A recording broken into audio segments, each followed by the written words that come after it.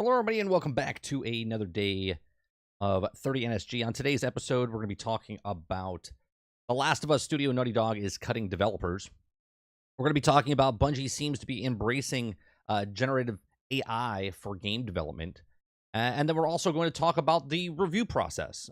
Force Gaming did a video over on YouTube. If you guys don't know, Force Gaming is very big YouTube. I think he's past 1 million subscribers now. But he brings up some good points and what we've been saying.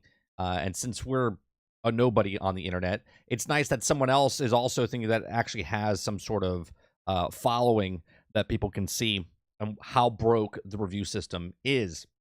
We're also going to show you the reviews that came out for Forza Motorsports and Assassin's Creed Mirage. And yeah, we're going to show you where Assassin's Creed Mirage ranks between the other Assassin's Creeds as well. If you like what we do here, please make sure you hit that like button. If you'd like to go above and beyond that, hit the subscribe button. If you'd like to go above and beyond that, become a member as little as $5. What's going on, Z? What's going on, Silent Warrior? Eclipse, Jesse Mack, Dave Rose. Good morning, good morning. We read the news here Monday through Thursday from 10 o'clock in the morning to about noon Eastern, have conversations with you all in chat. So I do appreciate you coming out and being a part of it. Make sure you do hit that like button because it does help us out very much, being a very small channel on YouTube. So appreciate it. All right, so the first story that we're going to be talking about. Oh, and real fast, I have a new thumbnail. Testing it out. I have the original thumbnail as well.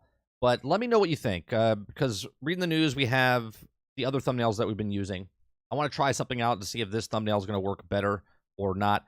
In our Discord, under feedback, if you're part of our Discord, go to the feedback section, vote A, B, or C. There's little letters underneath, and then you can just click which one that you like. It's A, B, or C for neither.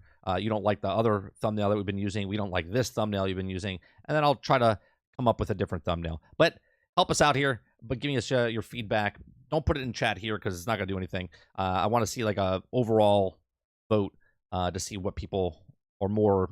I think this looks better because you can see the thumbnails a little bit better for the pictures that we're talking about. But again, let me know what you guys think. Which one do you like better? All right, so Last of Us Studio Naughty Dog is cutting developers. The PlayStation first-party studio behind Uncharted, The Last of Us Part 2, is laying off dozens of contractors. Now, the video game industry is currently facing a big wave of layoffs, and even the contract developers at PlayStation's first-party studio Naughty Dog aren't immune. So Kotaku has learned that the maker of the hits like Uncharted 4, Thieves of End, The Last of Us Part 2, has begun cutting contracts short of a dozen of workers. All right. Now, layoff and communicated internally of Santa Monica and California-based studio last week, according to two sources familiar with the situation. Departments ranging from the art to production were impacted, but the majority of these laid off work in quality assurance testing. The sources said that at least 25 developers were part of the downsizing. Full-time staff do not appear to have been part of the cuts. Now, Naughty Dog headcount was over 400 as of July. So sources tell Kotaku that no severance is being offered, or no severance is being offered for those currently laid off, and impacted developers as well as remaining employees are being pressured to keep the news quiet. Now, the contracts won't be officially terminated until the end of October, and they'll be expected to work through the rest of the month. That's the worst, right? That's the worst. When you know you're being let go, but then you have to work, you get nothing done. It's like senioritis. You know, when you're in like high school and you're like, it's like the last couple weeks. Right? You're already done. You already got accepted to your colleges and stuff. You're just like, why am I here? Just to check off a box. So Sony did not immediately respond to the request for comment. Despite the hit ratings for the recent HBO adaptation for The Last of Us, a multiplayer spin-off of a zombie shooter based off the first game Factions mode was struggling in development. Bloomberg reported in June that Sony had diverted resources away from the project following a negative internal review by Bungie. The recently acquired live service powerhouse behind Destiny 2, one source now tells Kotaku that multiplayer game will, while not completely canceled, is basically on ice at this point. Now, the layoffs also come just a few months after the studio co-president Evan Wells announced his retirement at the end of 2023 after working at Naughty Dog for 19 years. Now, Neil Druckmann, creative director and the lead co-writer on both the most recent Uncharted and The Last of Us games, as well as a contributor to the HBO show, revealed that he's restructuring the studio's leadership around the same time. Now, Naughty Dog isn't the only major first-party studio to face layoffs this year. The Xbox studio currently in charge of Halo 343 Industries was hit hard by mass layoffs at Microsoft back in January, and major gaming companies like Electronic Arts, Ubisoft, Epic Games, and Embracer all have added to the tally of recent weeks and months, which many developers are increasingly unnerved by the consistent influx of more bad news from colleagues and peers. So back in April, Sony announced that its plans to sell record-breaking 25 million PlayStation 5s in the current fiscal year. So, look, it doesn't matter, like, insert name here, insert studio here, insert number of employees missing. This happens regardless if the industry is hurting or the industry is having its best year ever, right? Gaming right now for gamers and for companies, this is one of the best years ever, okay? As far as game sales, hits that are coming out. But this is one of the worst years in, I think, recent history of video game industry since we've been covering it, that more and more studios are either being closed, people losing their jobs. Not to say this is a new thing. This is just, we've seen an abnormal amount of studios being let go and an abnormal amount of people losing their jobs this year in the gaming industry. So it's not a very good year for devs this year.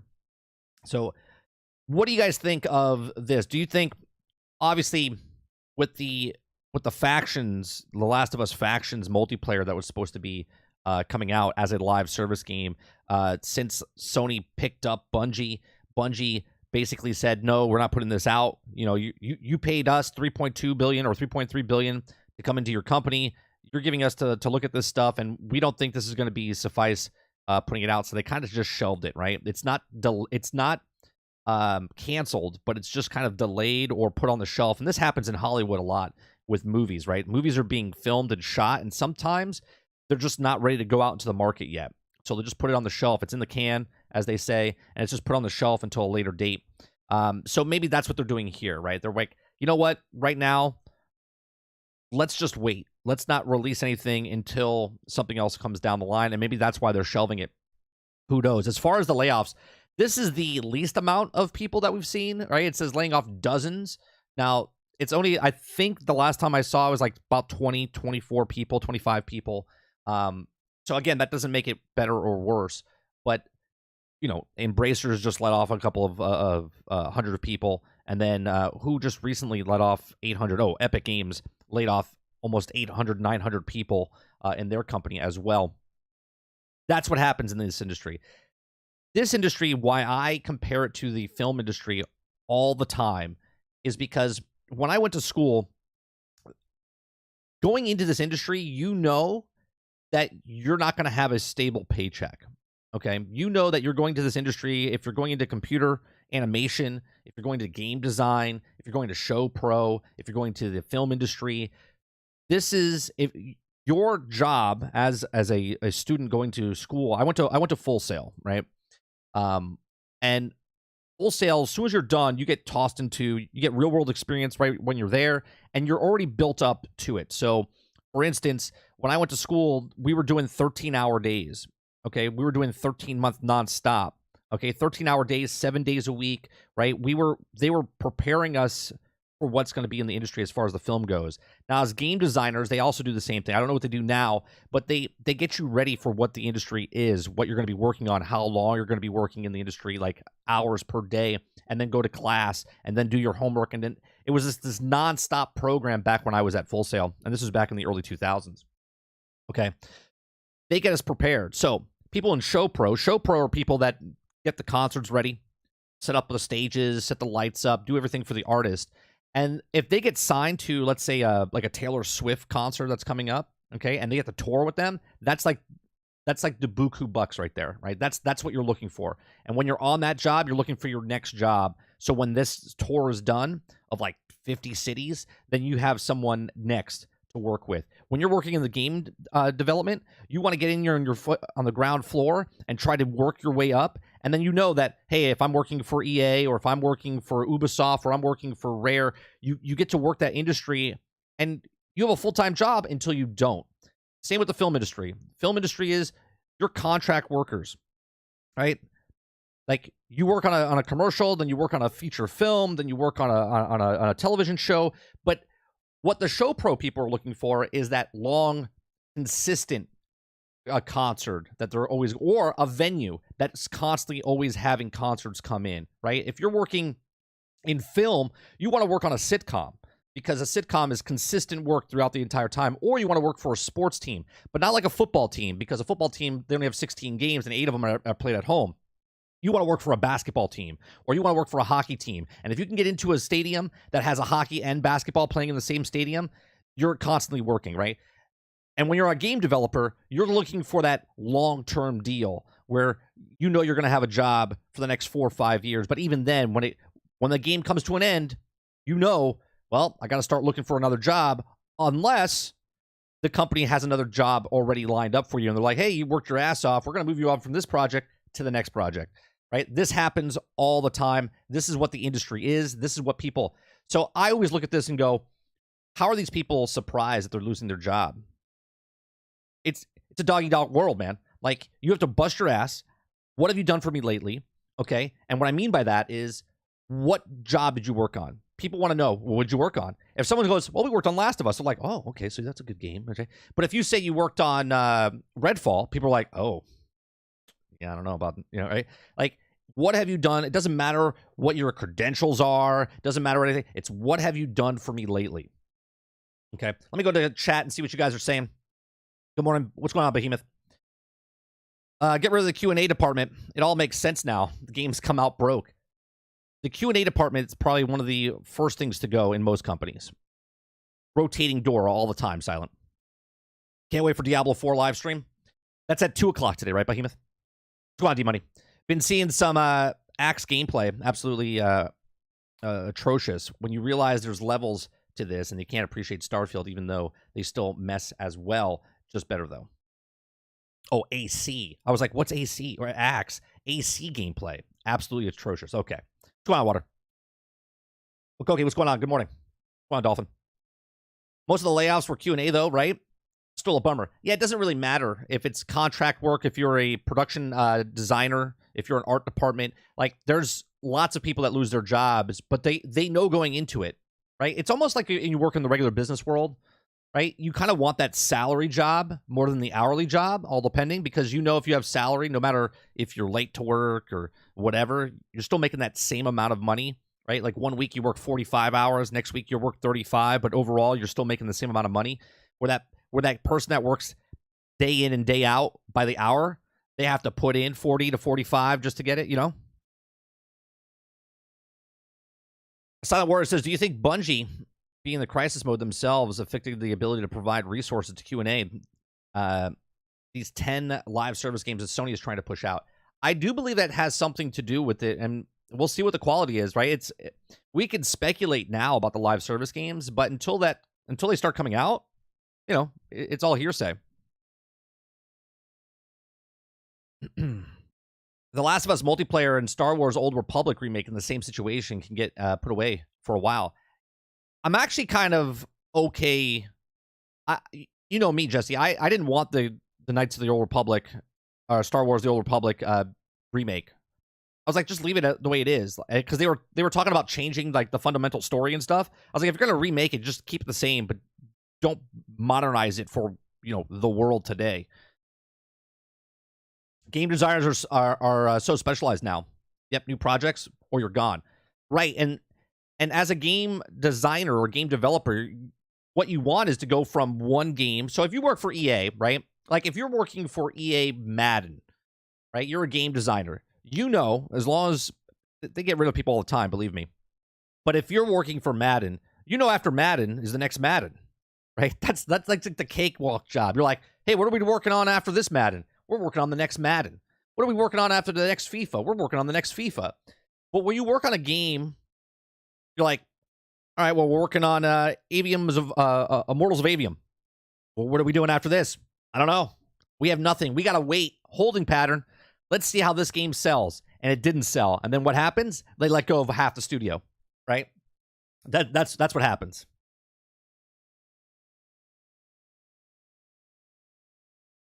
Elle says, I actually enjoy Redfall.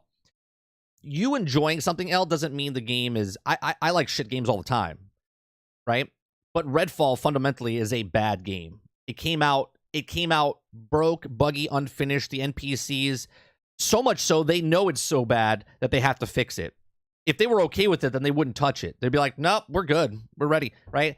So it doesn't matter if you're enjoying a good game or a terrible game, right? Everyone can enjoy what they want, but fundamentally we know Redfall is a bad game. It's incomplete, it's broke, it's buggy, it's unfinished. It was pushed out. The developers didn't even want to work on it. So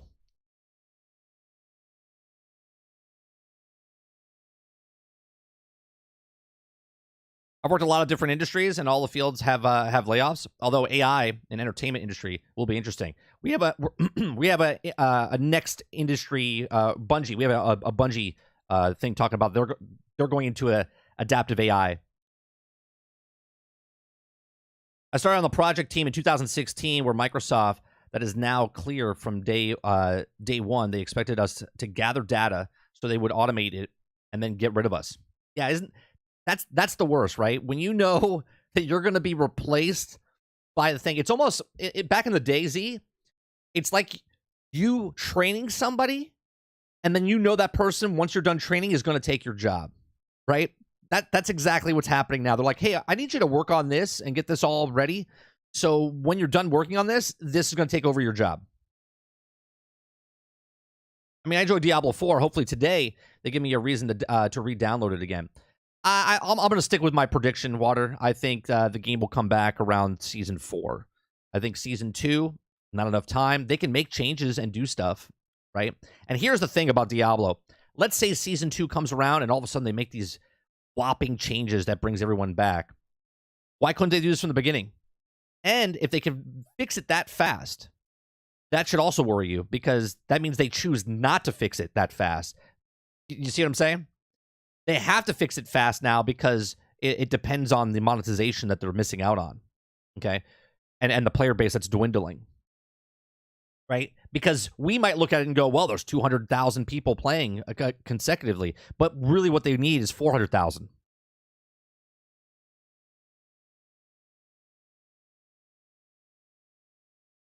I've been that guy that got trained and took the guy's job, but dog indeed. Yeah, it's it. Dolphin, there's one thing that I will tell you from my experience. You know, I'm 45. I've had a lot of jobs in my life. I've had a life experiences in my life. I've met a lot of people, and I don't sugarcoat anything, right? Like, people will tell you, oh yeah, it's great.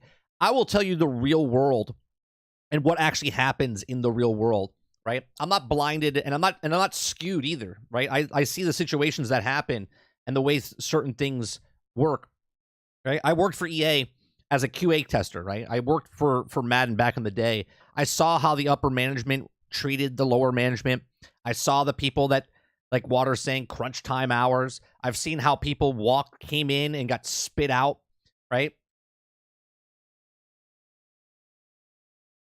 Right? I'm not an expert at anything, right? But I know a lot of stuff. I've seen a lot of stuff. I have a lot of friends in the industry that have told me stories and said things. And these are from major companies. And I will never say who they are or what companies they work for, okay? But we all went to school together.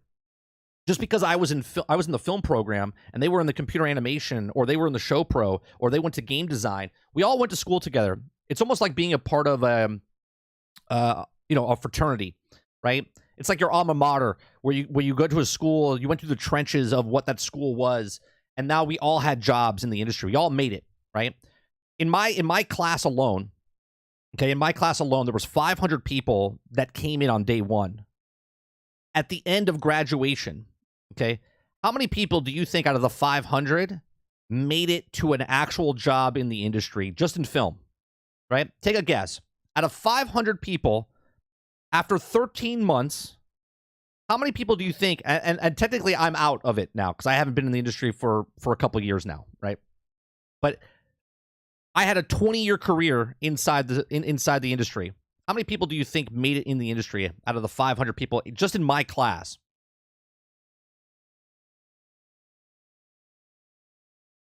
Because they couldn't cut it. They couldn't cut the hours. They couldn't cut the stress. They couldn't cut the travel. They couldn't cut the living by paycheck by paycheck.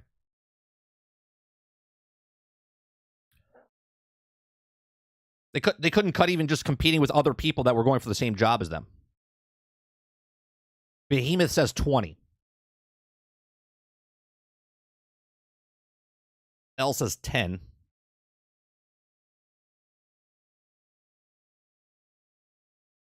If the players hate the day after, well, the devs will lose their job. It won't sell well. Koki says 76.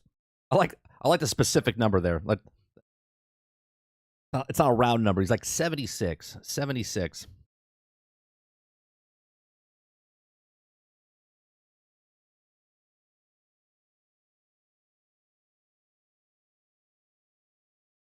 I'll give a couple more seconds.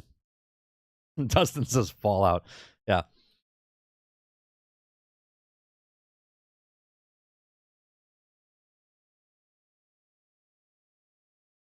Probably less than 20. A lot less than 20. The answer is 6. 6 people.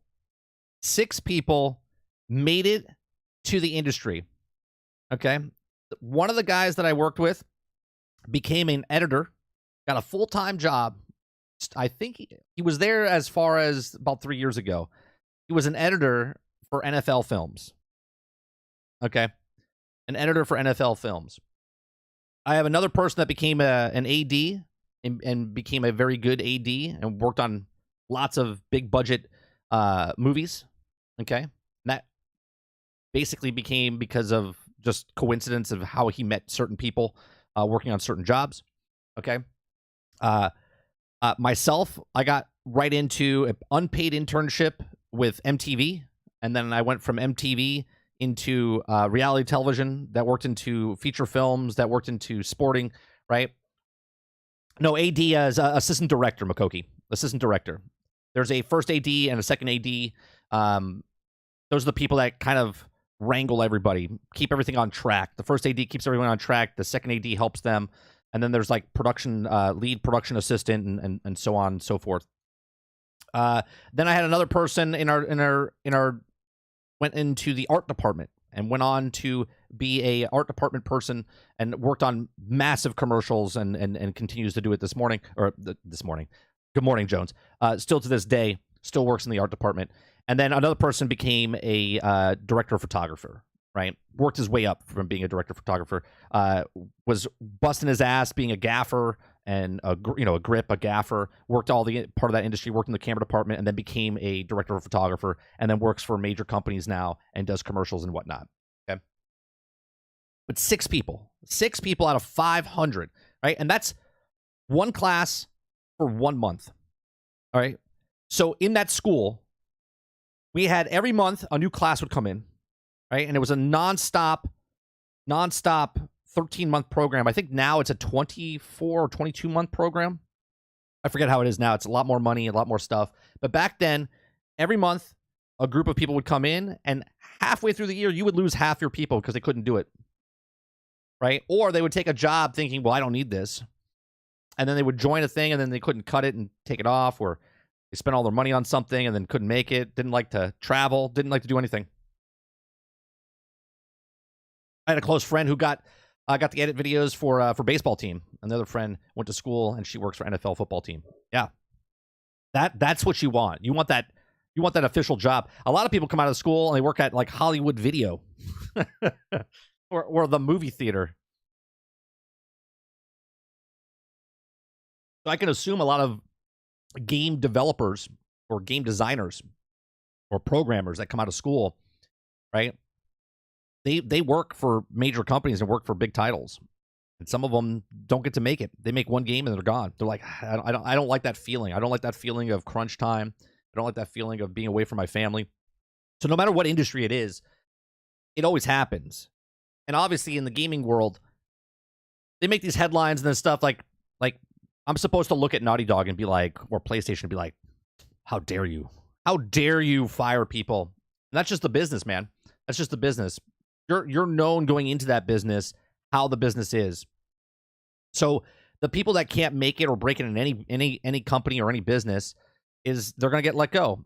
The weakest link is always going to get let go. If you don't bust your ass and do the best job, you're going to get let go. Someone's going to replace you.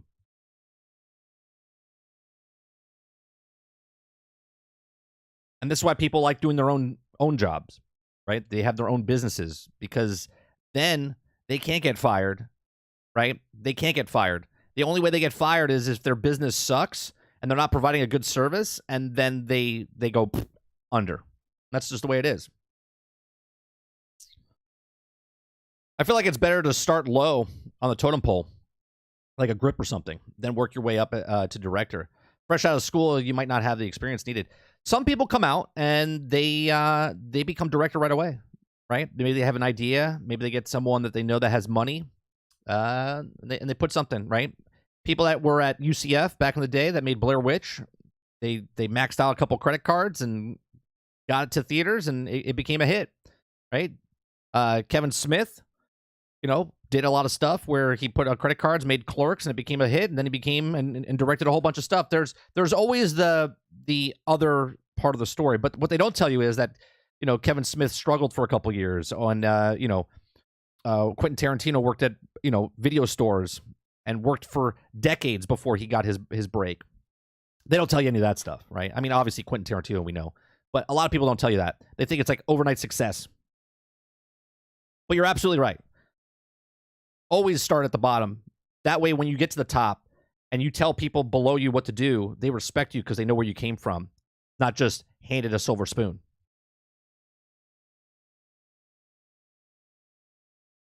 Gaming is similar to movies, right?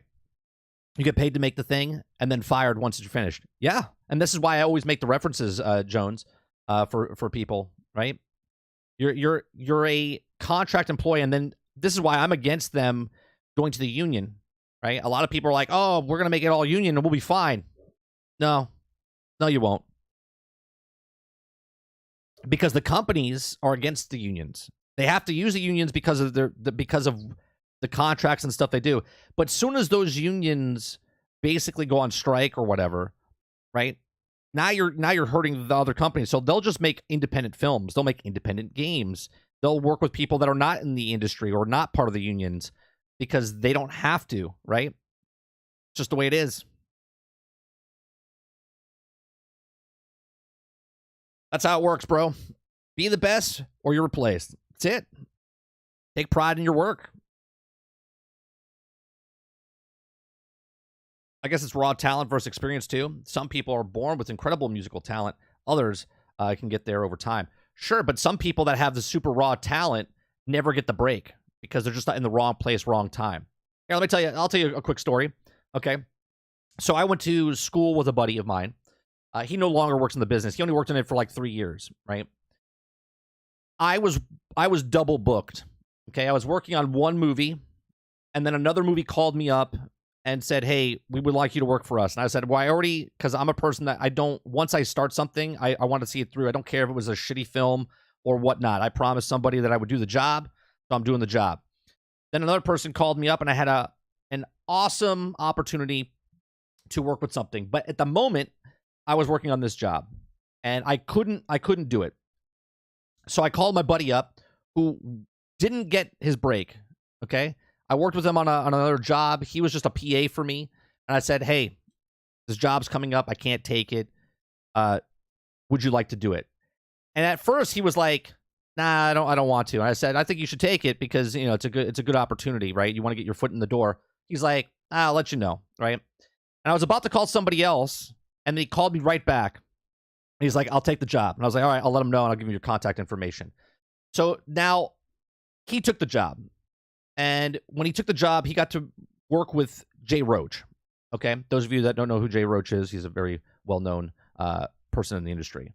Because he worked with Jay Roach there, and J.J. Abrams is friends with Jay Roach. J.J. Abrams came onto the set. He started bullshitting whatever. And then my buddy went from working with Jay Roach to then working with J.J. Abrams on Star Trek.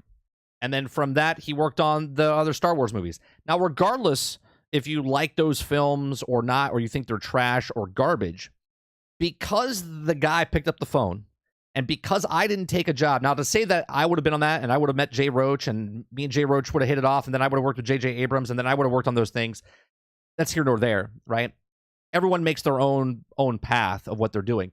But he went on to work on major films and then didn't because he couldn't cut it, right? He worked on the first Force Awakens and whatnot. He didn't work on the rest of the... But because of one thing, okay, he went on to the next thing, all because he took a phone call from me because I gave him an opportunity, because I had the opportunity of taking that job, and then because they thought highly of me and I recommended him, then he went on. So now he's representing me. Do you know what I mean? So from that one job, they got the next job, and then they looked at me for the next job, so on and so forth. So it's like right place, right time. Take your chances when you can get them. But you got to bust your ass off.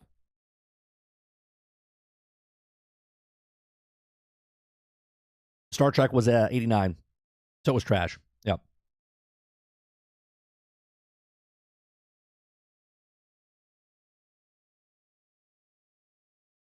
Damn, we could have blamed you for The Force Awakens 30. That's right. But see, the butterfly effect. I had nothing to do with it. Success equals hard work plus luck plus risk. Yeah. Yeah.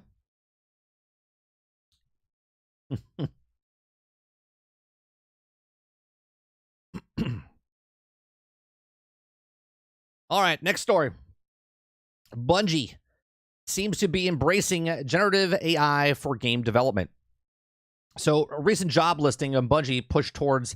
oh, and by the way, I don't give a shit what they're doing about Bungie, what the other thing they're doing. They're completely getting torched online. But we won't talk about that. So recent job listing Bungie pushed towards the AI as studio continues to hire engineers to build a powerful AI tool for its developers. I like how they're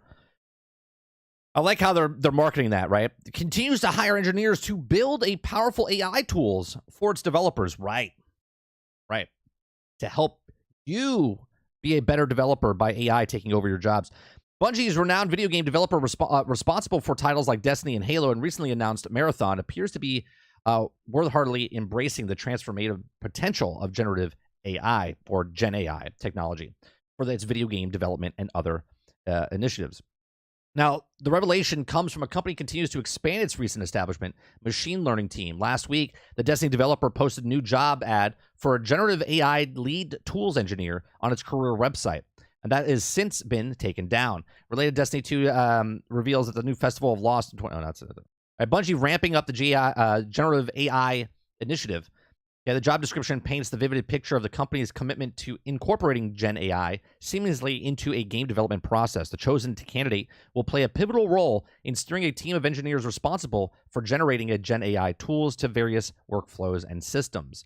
Now, a generative AI lead tool engineer, it says at Bungie, do you believe in generative AI and changing the landscape of what's possible? Do you delight in combining models of making perfect prompt? Do you enjoy working with people, workflows, and span all the game developers or game development?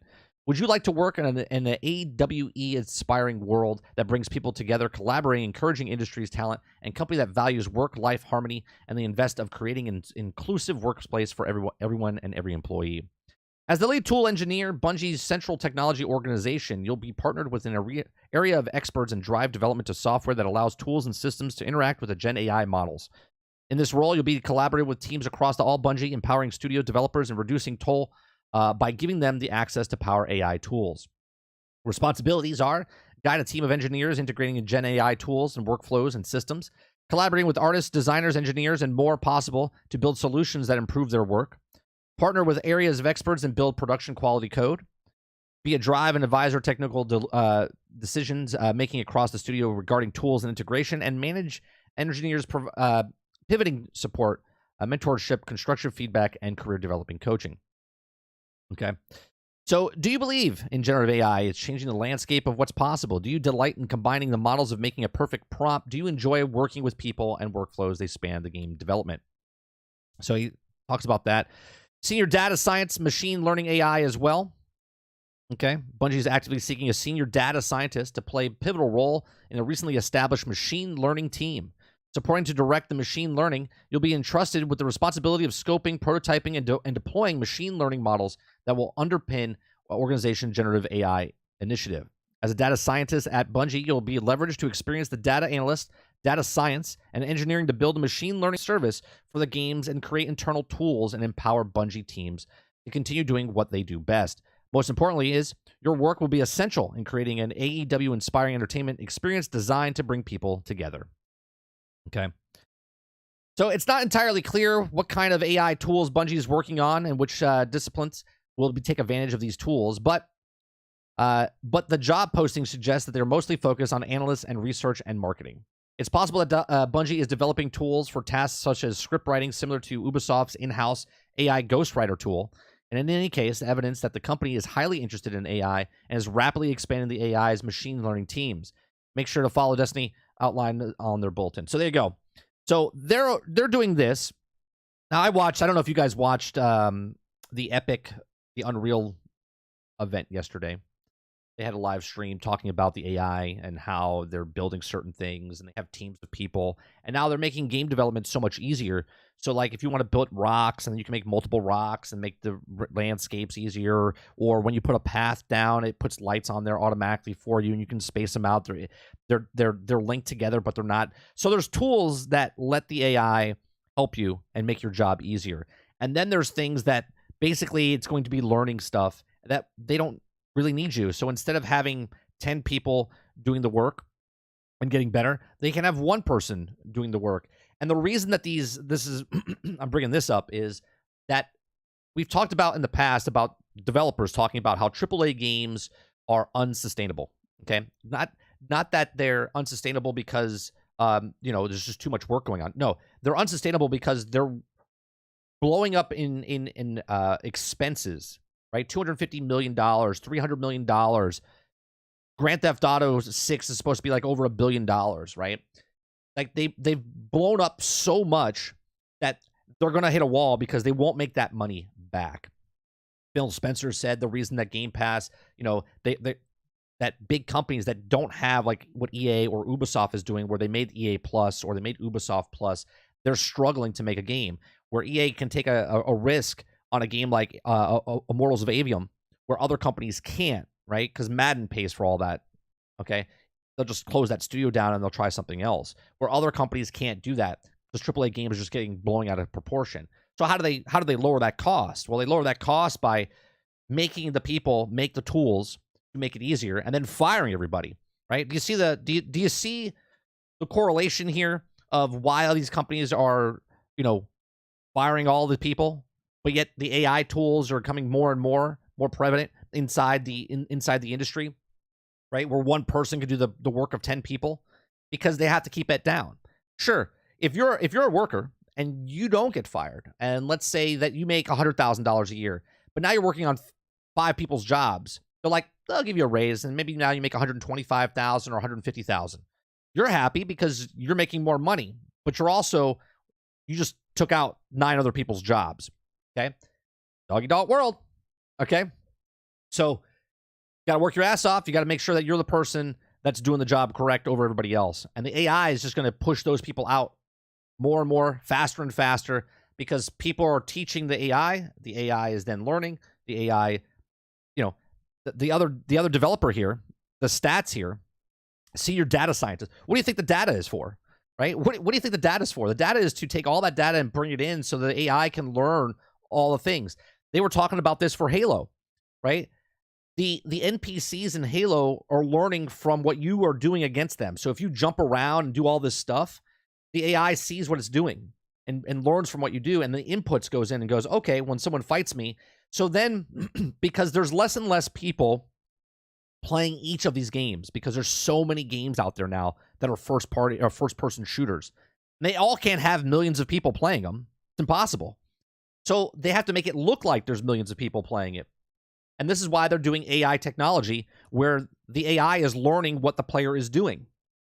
And it's why, to stop the cheaters in Call of Duty, They make a hologram of someone, and it's an AI. And whatever you're doing on the other side of the map, it's doing and it's learning to trick people that this is not a real person, but it is a real person, but on the other side of the map to trick the people to find the cheaters. Then there's people that the AI is learning over time to become more competitive. So it feels like you are going up against someone and you feel like you're owning somebody, right? Type of thing. I just said 125K just to put a number out there, L.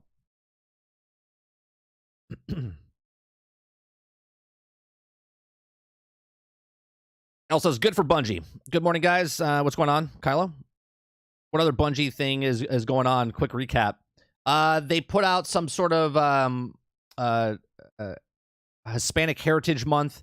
They put something out there, something about Latinx and something else, and the internet is literally destroying them. So much so that they made a post for the people's voices, and then they shut down people's voices when they talk about it on the internet. They're like hiding replies and whatnot. You can go look it up.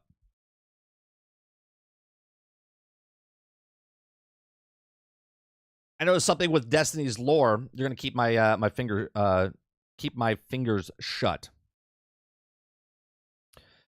Now Bungie is working on with AI to work with the next Destiny game. Sounds good. Find your channel through Reforged Gaming. Find you more interesting. Well, I appreciate it.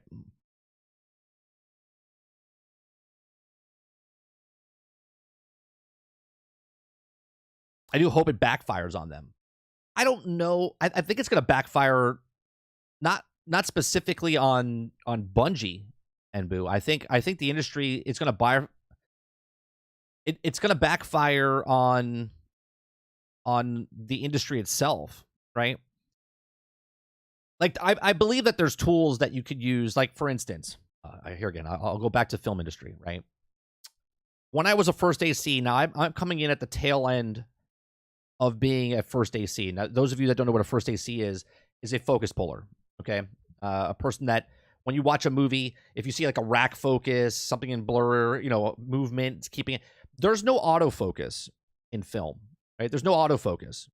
Back in the day, there was film cameras and there was fixed lenses. And those lenses have a certain depth of field for a certain thing, and you would have to take measurements. So if a person walks into a room and they're 20 feet away from me and they walk right up to the camera and they're like 6 inches away, I would have to take measurements, right? I would have to take measurements. We would set up and do a dry run. Okay, so the person comes in, they're doing their lines. You put a piece of tape on the ground, so you know that marks 20 feet, and then at the tail end, and then in between the 20 feet, you would do another marker. So it would be like 20 feet, 10 feet, 5 feet, and then 0. Okay, the tail end, right? And then you would mark it on your lens with chalk, and then you would go, and I would look and eyeball it by just focus pulling. Okay, technology, AI, made it easier because before there was autofocus, right? There was a measurement tool that you would stick on the camera now. It's a laser pointer. And I wouldn't have to take measurements anymore, okay? Because now I know that just looking at the thing that's next to my eyes, next to the lens now, it tells me 20 feet, 10 feet, 5 feet, because it's hitting the talent. And as long as it hits the talent, you know where it is, and you can keep it in between, okay? But now filmmaking, most filmmakers have their cameras that they have the DSLRs that they're using, they have their cell phones that they're using, they have all this technology, and the camera does all that for everybody, right? It does automatic stabilization, makes our jobs easier, so it's less people working on the studio now. Now, when you have a camera operator, the camera operator is usually the DP, the first AC, the second AC, right? And then you just have a PA to run the discs back and forth for the data, right? So you save money. So because technology advanced so much, right, there's less people to do those jobs anymore. You don't need to have a person that does a focus pulling anymore, because the computer itself now does it.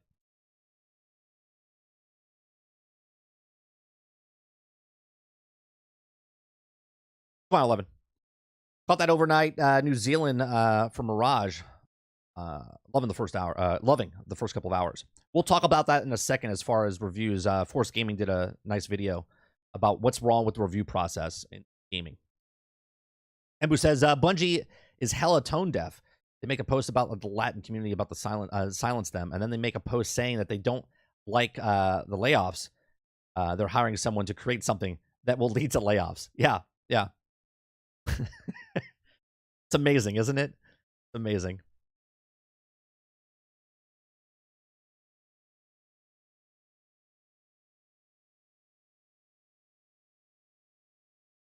As a Latino, I find Latinx offensive. I don't know why they do stuff like that. I don't. I don't. Soon the actors will be AI. I mean, did you see what's happening now, Titan? Mr. Beast had to put a post out.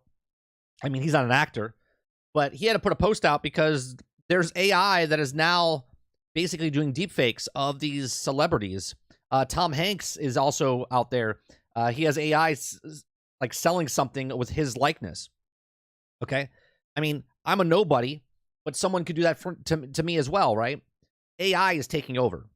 If you like it or not, in a job that you might not think that some AI might take over your job. I mean, obviously, if you're a plumber or electrician, right, there's tools that help your job, but you still physically have to go there.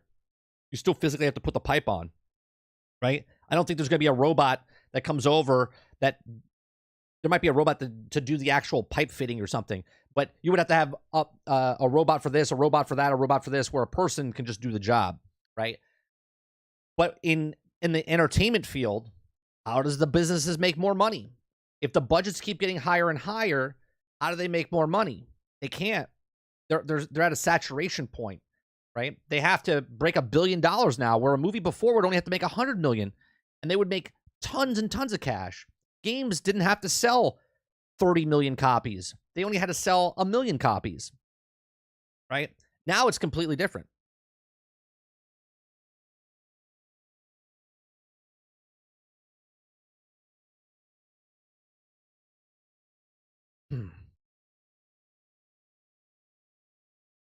Robert Jones says, not to get into it, but I love not to get into it, but I'm going to, and I'm going to read it. So, not to get into it, but the whites didn't pick people of color. The Hispanics didn't pick Latinx. Right.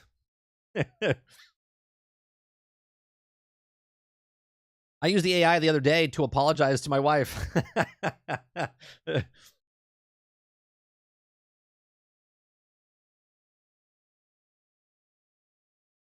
Yeah, it's weird, man. It's weird. All I have to say is don't fall for it. That's all I'll say. Don't fall for it. What's going on, Mo?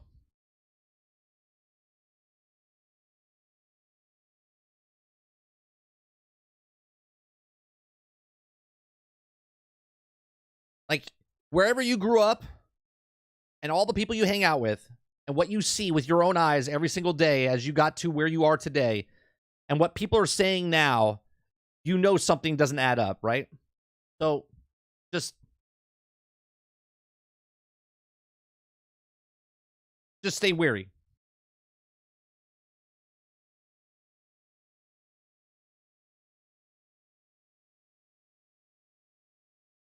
Reminds me of South Park kids using AI to talk to girls.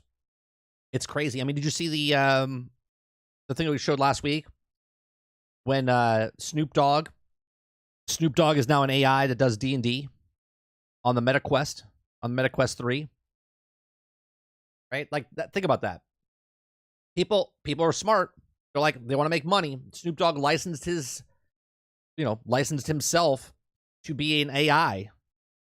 And now, because the computer knows who Snoop Dogg is and knows what his voice is, regardless, once Snoop Dogg is no longer with us, Snoop Dogg lives on because of the technology that he has, and he gave up his likeness.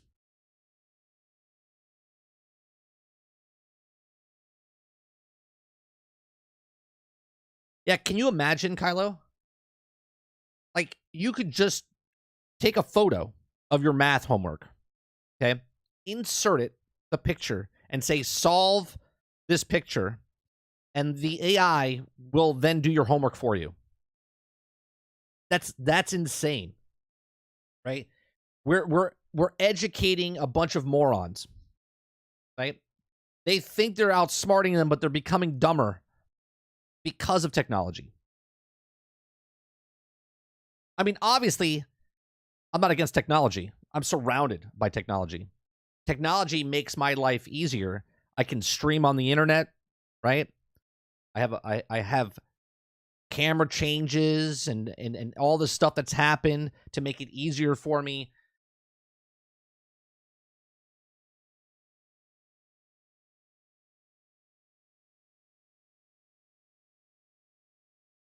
Exactly, Sarge.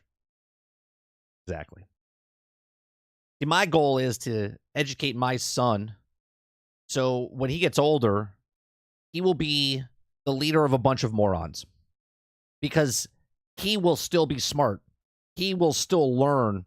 He will still be 10 times smarter than everybody else, and everybody else will just follow like sheep because they won't know anything.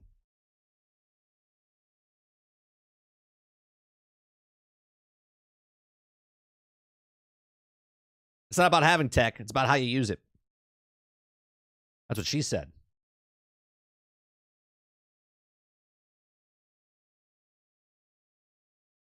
I just saw someone streaming AC Mirage. I'll stick with Valhalla. It definitely took a step far back in graphics and gameplay wise. Oh, really?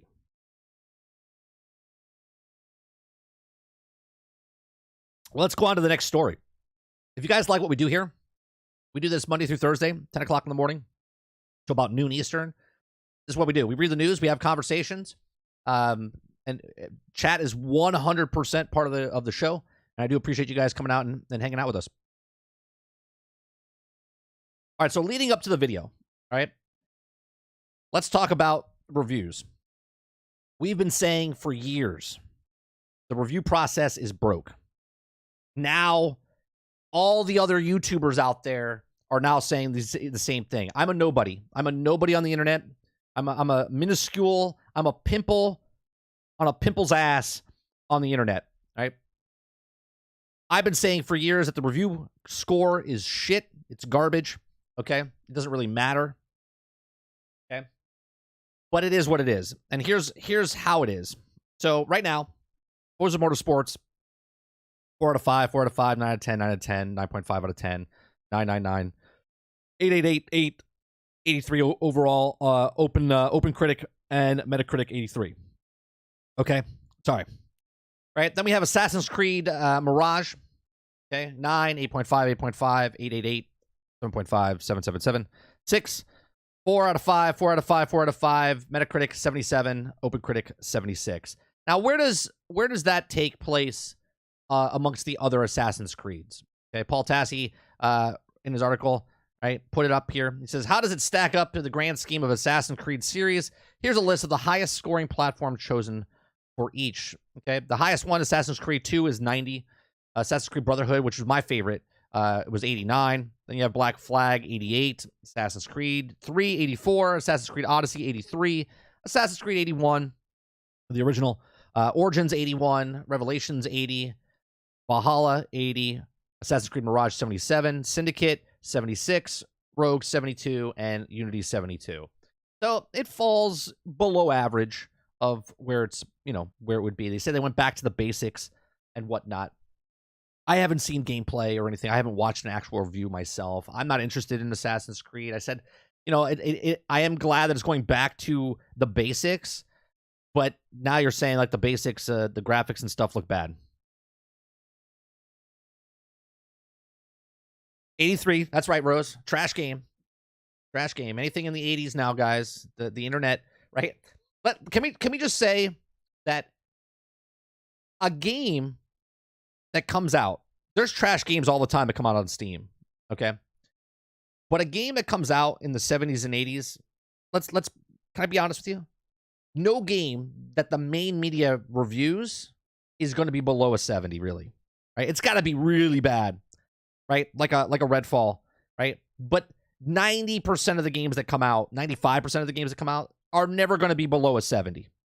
They're not. Okay. So let's go to Force Gaming. I like Force Gaming, right?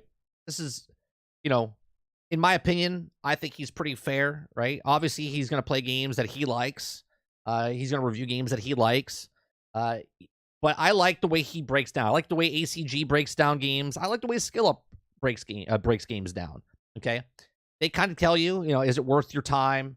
Do they recommend it? They don't really put a score to it because the score system is a broke system. Okay, so as we watch this, the link is in the description down below. Real quick, I'll give it a thumbs up already because I already know I'm going to like it. Make sure you go down, go to Force Gaming. Not that he needs my help because I'm a nobody, like I said, and he's got 991,000 subscribers. So he knows what he's doing. I think he knows what he's doing. But I like what he has to say about a lot of stuff. So he made a video about the problem with game reviews. We're going to watch it, and then we're going to stop and pause and talk about it as he goes, right? I did. Hold on one second. Game review.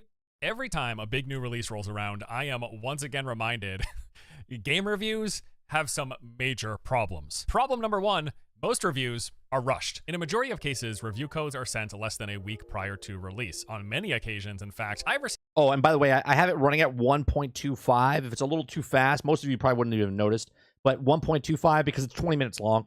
We're going to stop in here, so I don't want to take it. It's going to take 3 times as long. You know what I mean? Codes with only like 2 or 3 days left before... That's not mathematically correct, though. But you know what I'm saying. Like, if I had it at regular speed at 20 minutes and me stopping and pausing, it's going to take a lot longer. Embargo. 2 to 3 days to play through a game, write, record, and edit a review. Yeah, it's less than ideal, to say the least. Even with a full week, you basically have to speedrun through a game if you are looking to have anywhere near an all-encompassing review. I mean, ideally, I personally want at least like 30 to 50 hours before I feel confident enough that I can talk about all of the important aspects and elements. Okay, so that's very important what he just said, right? He said that they get like 3 days for most review process, which is not even close to having enough time to review a game properly, right? This is not specific because I know people are going to bring up like Starfield or whatnot, right? This is not specific to Starfield. This is specific to just games in general, okay, where they don't have enough time. If it's a normal game that takes 10 hours and then 20 hours or 30 hours, that's going to take them a long time to review a process, okay? Meaning if they get the game 3 days before the embargo lifts and they have to play it, like he says, they got to play the game, right? So if they beat the game, they just beat the game. Then if there's other things part of the game, if there's side missions, extra things to do in the game, then they have to also do that as well. But they can't do it all, especially if they don't have enough time, because that's if it's 3 days early. They got to play the game, then they got to write the review, then they got to edit the review, they got to go through that footage. If they recorded all 30 hours of that footage, then they have to break down that footage and then edit that footage and then write the, what their piece is, right? It's not like, oh, they played the game and then put... See, I don't review games. And when I do play a game, I go all in. I play it for hundreds of hours. And then when someone comes into my stream, they're like, hey, what do you think about the game? I'm like, oh, this is what I like. This is what I don't like. If you like this type of stuff, maybe you'll like this, right? I don't give numbers because I think it's all bullshit. Elements to a game. Let's say I get a review code and it's a full week, 7 days prior to the embargo lifting. In this kind of a scenario, my schedule would look something along these lines. I'd spend 4 to 5 days playing through the game. So let's say I sit down and play for 12 hours a day. That would be at max 48 to 60 hours. And when we're talking about doing a review for an open world game or an RPG or a live service game, like, forget about it, dude. That's barely enough time to run through the main story with some side stuff, and it is... Exactly, right? So if you're playing an open world game, right, where 30 hours, that's nothing, right? Now we can make a specific thing of like Starfield. Everyone's like, oh, well, I went through the story, so that's good enough. I can tell you what, but it's not. It's not enough. Certain games need more time than other games. Is definitely not enough time to do and see everything in the game. Okay, so days 1 through 5, that's me playing 12 hours a day from 8 a.m. to 8 p.m., 60 hours in total, and then you just better hope that that is enough time to make a really informed, in-depth review. Come day 6, it's time for me to sit down and actually process my experience, like think about the game, rehash all of the systems and mechanics, and then write down all of my thoughts in a single day, and then sit in front of the camera and record what I wrote out about it. And then day 7 happens, and it's time to edit the review. Now, this is typically gonna take between 8 to 10 hours minimum. I mean, especially if we're talking about like working with 40 plus hours of gameplay footage. Right? There you go.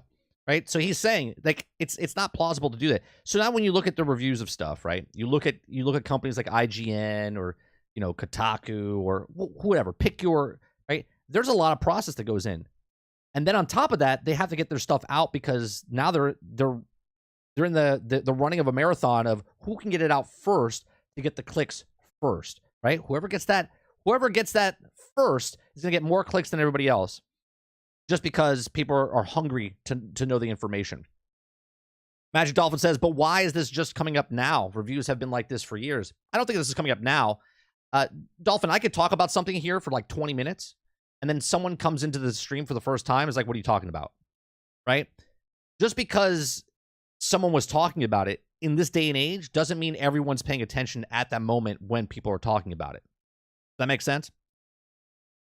Footage, going through all of that, searching for examples of everything you were talking about. 12+ hour edits are not that uncommon for that very reason. It's just a lot of stuff to parse through. Now, my point here isn't to complain about this process. No, it's simply to showcase that yes, even with having an entire week with a game before it releases, even that much time can result in a review that is pretty rushed out just due to the sheer amount of time you really need. A full week in many cases barely cuts it, but again, having a full week, that's pretty rare in my experience. I would say in most cases, by the time you get a review code, you're looking at 4 to 5 days, somewhere in that ballpark. But sometimes, like I mentioned, I've had even less. I've had like 2 or 3 days with the code before the embargo lifts. So for all of these reasons, most launch day reviews could more accurately be described as first impressions because the pre-release review process simply does not allow enough time for reviewers to fully think through and digest a game. There is no opportunity. You're playing the game nonstop, then having to immediately form an opinion. You don't really get the time to steep in and really thoroughly think.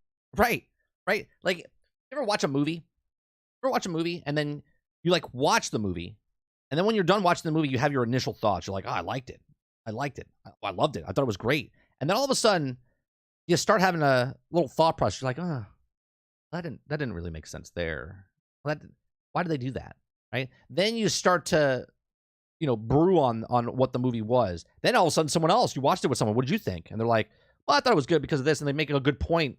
Or something that you didn't think of, and then all of a sudden you're like, oh, that's a good point. I didn't see it from that perspective, right? It completely changes what you thought the initial thoughts were of that movie, of that show, of that game, of that book. Think through the game. And even for people not attempting to hit embargo, a lot of times there is the pressure to get out the content while it is still relevant. Even people who get the game on launch day, they will be rushing through their play experience and then rushing to finalize their thoughts just to post it when it's still relevant. But that's another thing, right? So let's say some reviewer. Okay, let's say some reviewer gets a game. They want to be the first one out.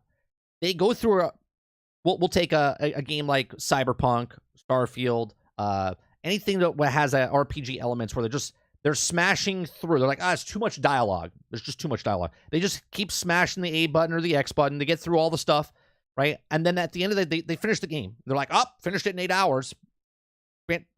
Fantastic, right? You finished it in 8 hours. But you didn't actually play the game. You played the game, but you didn't play the game, right? And they just rush through all of it, and then they make an opinion on it. They're like, well, the dialogue options were just a little... they didn't really give a shit because they just kept pushing the button. People that play Diablo don't care about the story. They just keep pushing the button, right? And they go through the story. The story was okay, whatever, blah, blah, blah, right? And that's just the way some people are because they have to get the review out. They have to get it out because they got to get those clicks. They got to get those things because once it's gone, it's gone.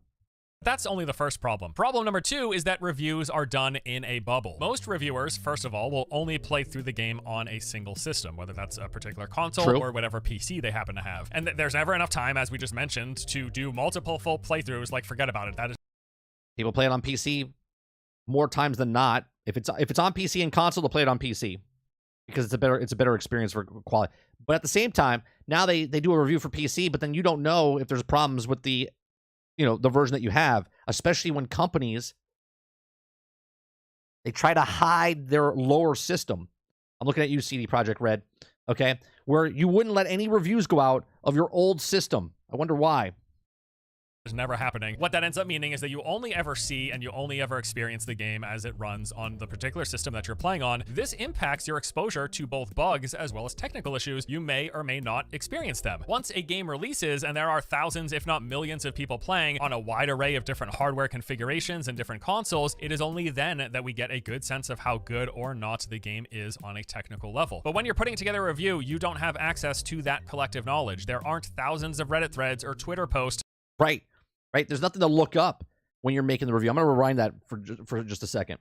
millions of people playing on a wide array of different hardware configurations and different consoles, it is only then that we get a good sense of how good or not the game is on a technical level. But when you're putting together a review, you don't have access to that collective knowledge. There aren't thousands of Reddit threads or Twitter posts showcasing the slew of bugs, glitches, or performance issues that a game might have. So I could sit down with a game and play through it for 2 weeks straight, and maybe I only see like a handful of minor hiccups. And that's what happened with me.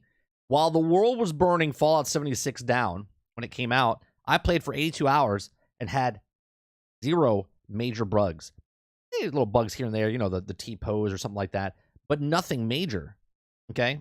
82 hours, all of a sudden, my game melted down, and I was just like, oh, I see what it is. But most people wouldn't even play that game for 80 hours. So they might play a game for 30 hours, 40 hours, and never have a problem. Never have a problem. Jedi Survivor. I didn't have major problems with Jedi Survivor. I thought it was great. Other people, unplayable for them. as a result, my impression would be, hey, that wasn't all that bad. Like, the game ran pretty well for me. There were only a few bugs, and those bugs weren't bad enough to ruin my experience. So I would say, from my playtime with it, my hands-on in the bubble that I am in, technically, the game seems to be in a good place. And then the game releases, and it's like, oh my god, look at all of this broken crap. This game is a total complete mess. You just can't know what you don't know. And when you're doing pre-release reviews, you don't know what the experience is like for other people. Exactly. It's also the case that you will miss out on any launch day issues. We're talking things like launch day issues. That's a whole other thing, right? Servers knocked down. I'm sure he'll bring it up. Like servers, connection issues, right? Day one patch that's not in the game yet. Few times with overloaded servers, or overloaded servers resulting in poor performance for the people who are playing. Things like rubber banding or having interactions take 30 plus seconds before they register, or like servers just straight up catching fire, and so no one can play for multiple days on end. These could be major problems that you just won't catch. So due to the very nature of reviews being done prior to most people having access to the game, and you only having your personal experience to go after, you don't have any of the collective community knowledge that can show you if there are widespread issues or performance issues or tons of bugs that you just don't happen to see. These reviews are done in a bubble, and so they end up missing out on a lot for that reason. But then there's problem number 3, and that is that publishers, they control the entire review process. Around the time of Starfield's... And this is another thing, right? People like to make fake drama, right? When people says, well, I didn't get a code, or that person didn't get a code, break it to you. Just because you have 900,000 subscribers, or if you have 1,000 subscribers, the companies don't give a shit who you are. They're just using you, and they might give you a code, and they might not give you a code. They could give you a code for any kinds of reasons. I like the way you look. Here's a code. I don't like the way you look. No code for you. I don't like the way you talk about our past games. I don't like that you like this. I don't like that like that. Publishers are allowed to do this. They don't have to give every person that has a YouTube channel and has a big following an actual code. And then when their fans come back and they're like, well, this person didn't get a code, so the game must suck. That's not how that works, right? Just false drama that happens. Release, for example, this seemed to be a particular issue. I saw a lot of fuss about the fact that certain reviewers and certain review outlets hadn't gotten keys, and people were acting like this was unusual. Right. I'll let you in on a little secret. Every single game release, publishers handpick who gets access. What? That's amazing. I didn't know that. To codes. And every single release, there are a lot of people who don't get access because, I mean, of course there is. There's not like some automated system where you check a box that says, yes, I review video games, and then you are instantly forwarded review codes for every single game that your heart desires. Right. No, that's not how it works. Game publishers, many times working with third-party agencies, will handpick who gets review codes. They have always handpicked who gets codes, and they always will because there's no other way. Unless they're just like handing out codes to whoever the hell signs up, there is some sort of a vetting process that goes into who is given early access to these games prior to them releasing. Now, there are like key distribution platforms that help facilitate this stuff. Sites like Keymailer and Rainmaker, Lurkit, and others. But even those aren't completely automated and guarantee that you will receive keys. They are still, you just sign up for them. It's basically a place to register. And then the publishers, either personally or through those third parties, will pick the ones who get access to those keys. The unfortunate reality is it's like not the right of every reviewer to get a code for every game prior to launch. Publishers are under no obligation to give out codes to anyone, actually. There are benefits, right? Especially for a company who thinks people will enjoy their game. Positive reviews, after all, they are free marketing. But on the flip side, negative reviews are, well, not something that they are looking forward to getting, right? So, and while it would be best for consumers, and in an ideal world, everyone who wants a review code would get one, that's just not how this works. Pre-release access to games, by its very nature, is 100% at the whims of the publisher. They choose who gets to play their... That's right. That's right. And they have every right to do that. What then turns into the mob of said fans of this person, right, of this group. Like if I had 1 million followers and all of a sudden I was like, I didn't get a review copy. Everyone's like, I can't believe 30 didn't get a review copy. And then they go to social media and they say, well, this company's shit because they didn't give. It's just like that's not a thing, right? Anyone that complains, right, and says, well, I didn't get a review copy and this person did, is like, come on, bro. Like, what are you doing here? Right? Sorry. We didn't want to give you a code this time. Maybe next time. Their games early. And because of this, there's a huge side effect, and that is that of incentives. To get early access, the publishers have to approve you, basically. Now, assuming the best, most noble of intentions, they will do this so long as they think you're going to give them a fair review. But assuming... And do you blame them? Do you blame the companies that are looking for people that are fans of a game? Do I want to give a code if I make a game, and let's say I make an action adventure game, and am I going to give a code to somebody that's a variety streamer but is known for role-playing games? Probably not. Right? Probably not. Right? Am I going to give a code or my game to somebody that shits on everything that console does? Probably not. Right? And then you as the viewer look at it and go, well, they don't want a bad review. Nobody wants a bad review. Nobody, if you bake a cookie or make a game, wants a bad review of the product that they make because they want to sell the product. I know it's a weird concept, right? Weird concept.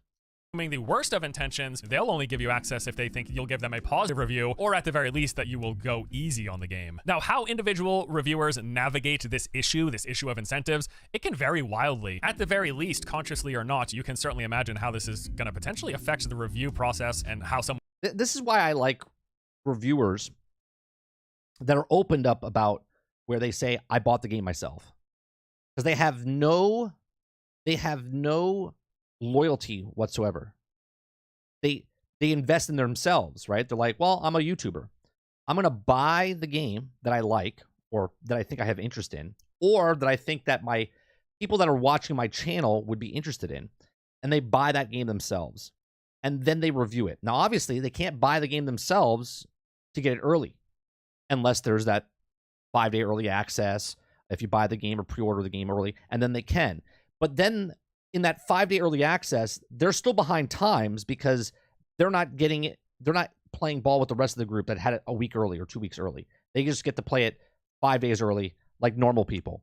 But then when that person makes a review, I like listening to them more than a person that is part of some conglomerate company that is just doing it to get the clicks. Now, obviously, the guy also is trying to get the clicks, but he invested his own money to then invest in himself to then get views and clicks, where the other one around is, give me free shit, let me review your game, and if it's good, I'll give you good reviews, and if it's bad, I'm gonna make more money off of you because it's gonna be super bad, and I'm gonna write about it 10 times over to get my money's worth out of it.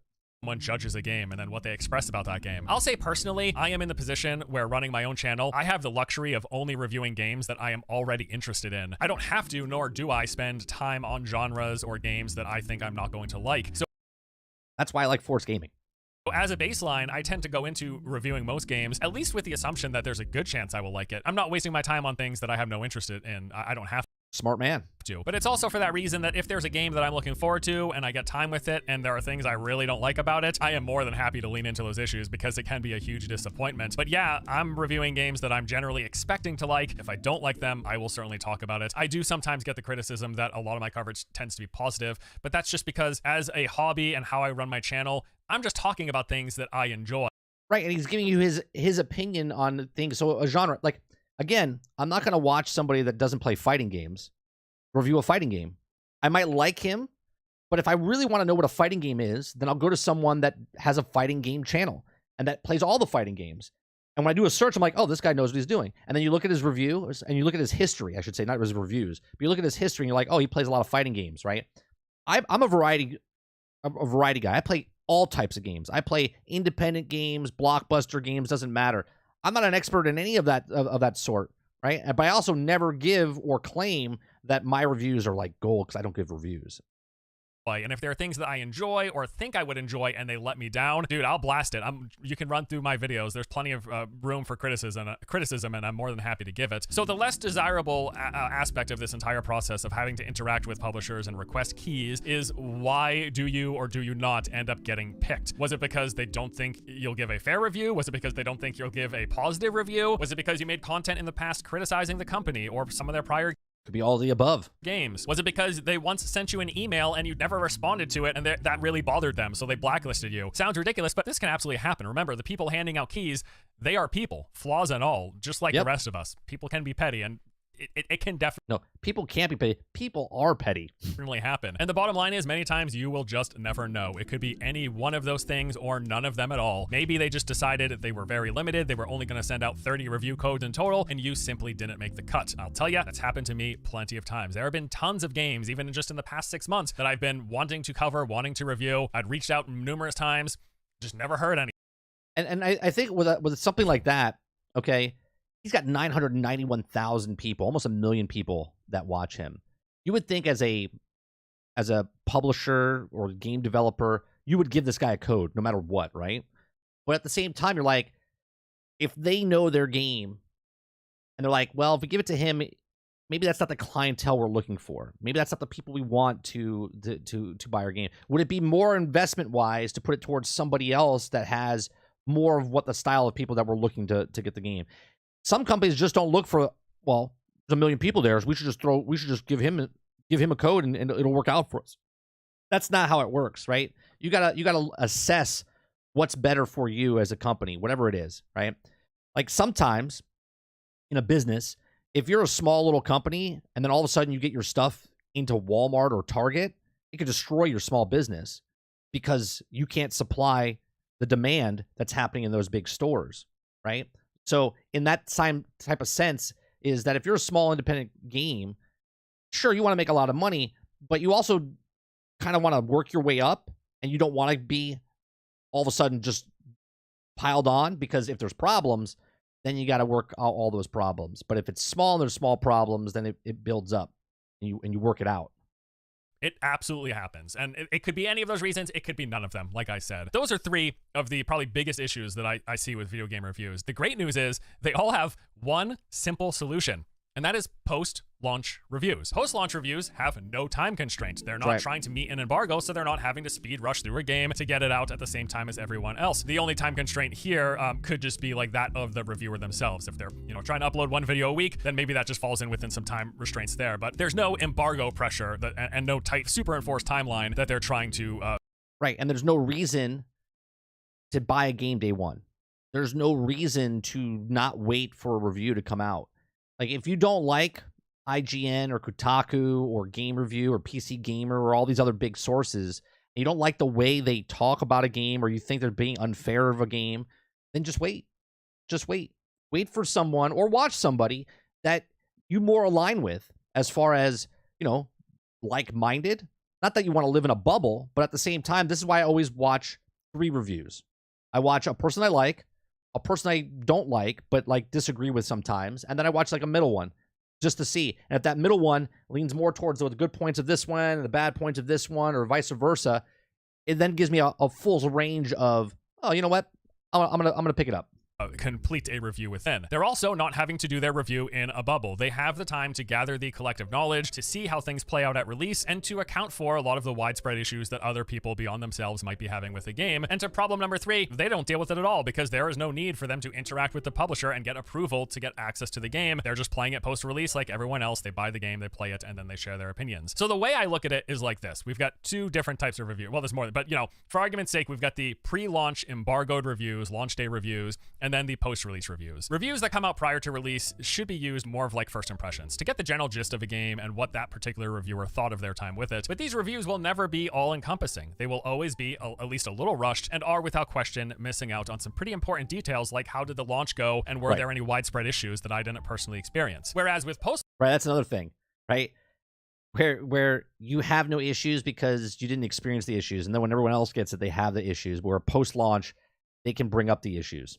launch reviews, they can take all of this into account. And for that reason, having more time to flesh it out and don't need to chase down publishers to try to get early access, this makes these post-launch reviews way more thorough and having way less conflict of interest, if none at all. Now, this isn't to say that the pre-launch reviews are useless, just that they have some inherent flaws, and I think it's important for you to keep those in mind anytime you watch or read any of those pre-release or on-release day embargoed reviews. Personally, when I'm doing any pre-launch coverage for games myself, my goal is pretty simple. I want to inform people about the game. I want to discuss what I think about them with the time that I spent, while also fully acknowledging that until the game launches, we simply won't have the entire picture.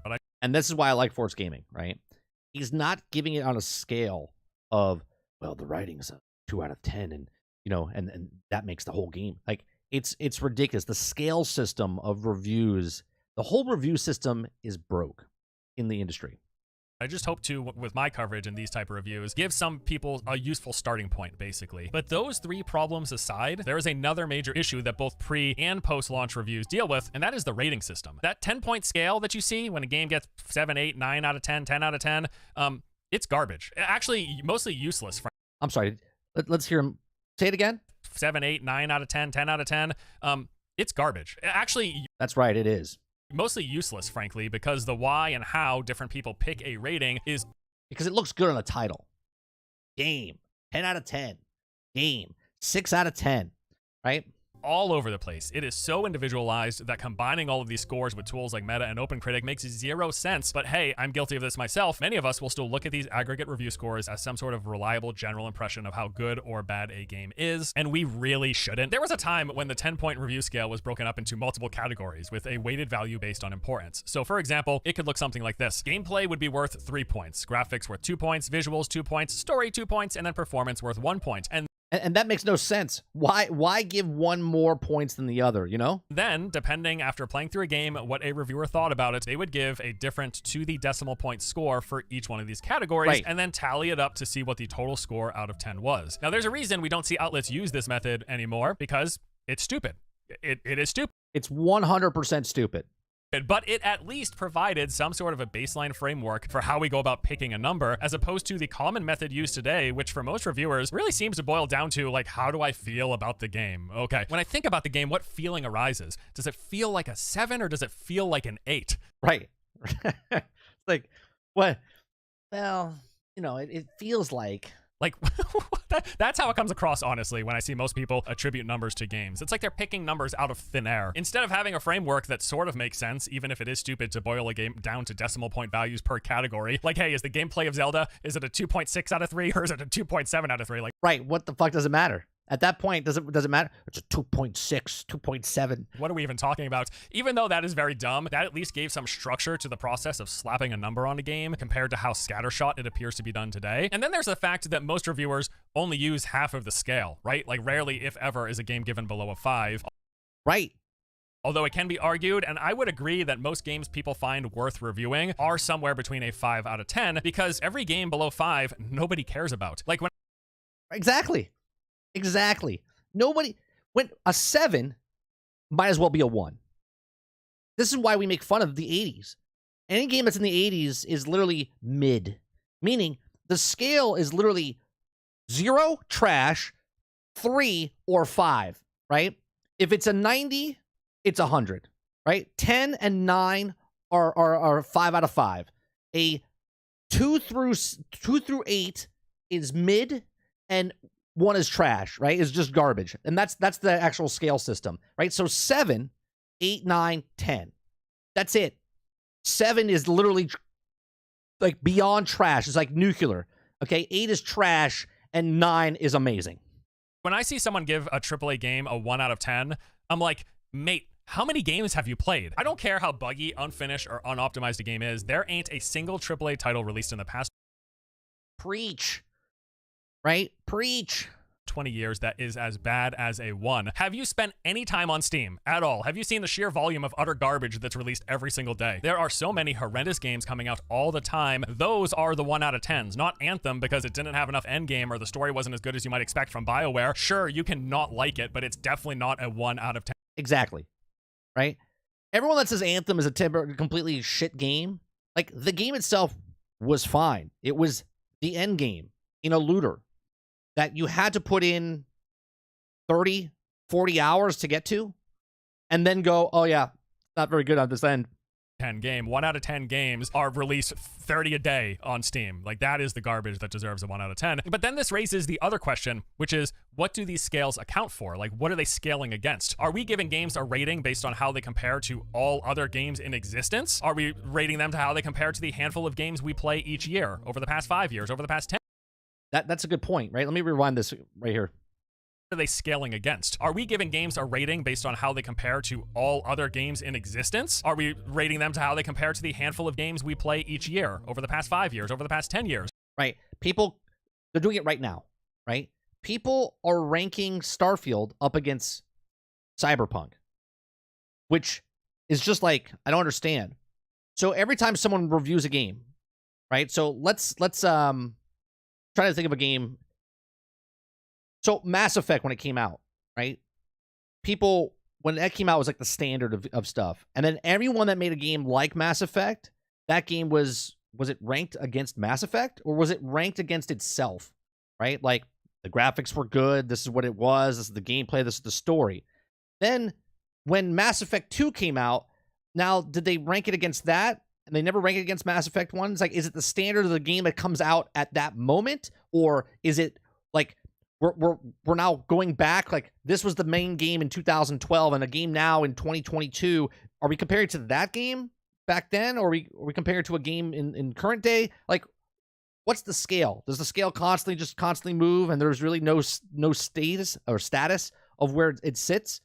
Shouldn't all games be judged on the same scale, not this scale compared to this game? Are we giving it a rating depending on the one game that we've played for the past 5 years? And the answer is all of the above. Every reviewer, when giving some point value to a game, is using their own personalized scale of comparison, which further makes aggregating these scores completely pointless. And I'm not talking about the fact that, like, individuals are judging a game based on their own personal taste and preferences. Of course that's happening. That is all reviews are. They are an individual's subjective opinion on a game. Did they like it? Did they not? Why? But on top of that, what I'm talking about is, like, the database of titles that they're pulling from when they put a rating onto a game is different for every single person. So you got someone who might say, they might play a game and they're like, okay, this thing is all right, but it's not nearly as good as Path of Exile, so I'm going to give this game a right. I'm going to review that. I'm going to rewind that. Right. He's saying he's comparing this game to Path of Exile, but shouldn't this game just be graded on its own? 4 out of 10, but onto a game is different for every single person. So you got someone who might say, they might play a game and they're like, okay, this thing is all right, but it's not nearly as good as Path of Exile, so I'm going to give this game a 4 out of 10. But mind you, Path of Exile is practically the only game they played for 10 years straight. So that is like what they're comparing it against. Right. This person loves this game. To them, it's the best game in the world. Another game comes out they want to like, but they still like that game, so they're comparing everything to that game, so the scale is already off.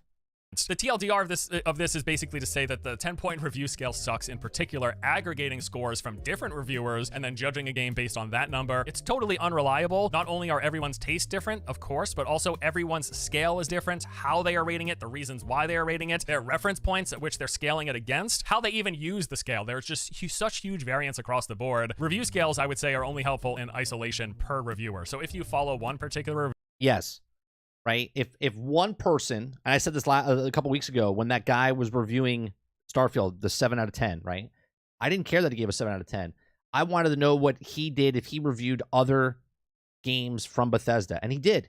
And he gave Fallout 3 and Fallout 4, and you can look at what his scale is based on what he did on the past games and go, okay, well, he played these types of games before, and this is what he rated them, and this is what he rated that, right? Reviewer for a long Review scales, I would say, are only helpful in isolation per reviewer. So if you follow one particular reviewer for a long time, you will get a sense of how and why they give games the ratings they do. But mashing all of these different 10-point ratings from completely different people who are using these scales completely differently with completely different reference points, mashing all that stuff together, it feels completely worthless. But not only that, it's especially bad with how it directly affects studios and developers. We got aggregate scores impacting developers' yearly bonuses. Like, hey, if Metacritic isn't above an 8.5 on this game, no Christmas money this year. Or worse yet, this can directly result. Imagine that. Right? These reviewers for these major outlets literally hurt the score, right, on purpose because of they don't like a game or they don't like the company, right? And it hurts them monetarily because of their thought process of their game. Hey, if Metacritic isn't above an 8.5 on this game, no Christmas money this year. Or worse yet, this can directly result in layoffs and even entire studios just being shut down. This industry can be pretty brutal, with people spending 5+ years on a project, having it release, and then having half of the staff fired because it scored below an 80 on Metacritic. I know Which is just so ridiculous to me, man. job security is practically a fable for most industries, but it does seem especially rough for game developers. The 10-point review score system, it is awful. I think we should throw it away. I actually find the simple I agree. The 10-point system needs to go. I've been saying this since episode 1 of Generation X Gaming, which was back in 2015 when I actually had, when we started making a voice for ourselves. binary I recommend or I don't recommend this game with a short list of reasons why. I find that to be the most helpful, as has been Right. Let me rewind that again. review score system. It is awful. I think we should throw it away. I actually find the simple binary I recommend or I don't recommend this game with a That is the perfect thing, right? The I recommend, wait, don't buy, rent type of stuff is better than the 7 out of 10, 9 out of 10. Because if a person goes through and they go through the story and they tell you, I did the story, I like the story, this is what the story is like, and blah, blah, blah, it's very good, if that's what you're looking for. It's a shooter. The gunplay feels really good. The animations and the reload and the sound quality and all this stuff for this is this, right? I like it, does really good if you like this, right? And they break that down. Overall, at the end, the review, like ACG does, like Force Gaming does, says, I recommend this game, right? Because at that point, you're like, okay, well, I like story, I like the gunplay, I like graphics. He says that those are all good things. I kind of like what he's saying. I respect this guy's opinion, and then I'm going to pick it up. He says he recommends it. If he says doesn't recommend it, and you're like, he doesn't recommend it, but I kind of like what's going on, doesn't mean you shouldn't buy it or buy it. Make your own choice. But when he says recommend or not recommend, instead of saying a 7 out of 10 or a 6 out of 10, and then the whole internet explodes because someone says it's a 7 out of 10 and it's mid, like it's just mind-boggling to me.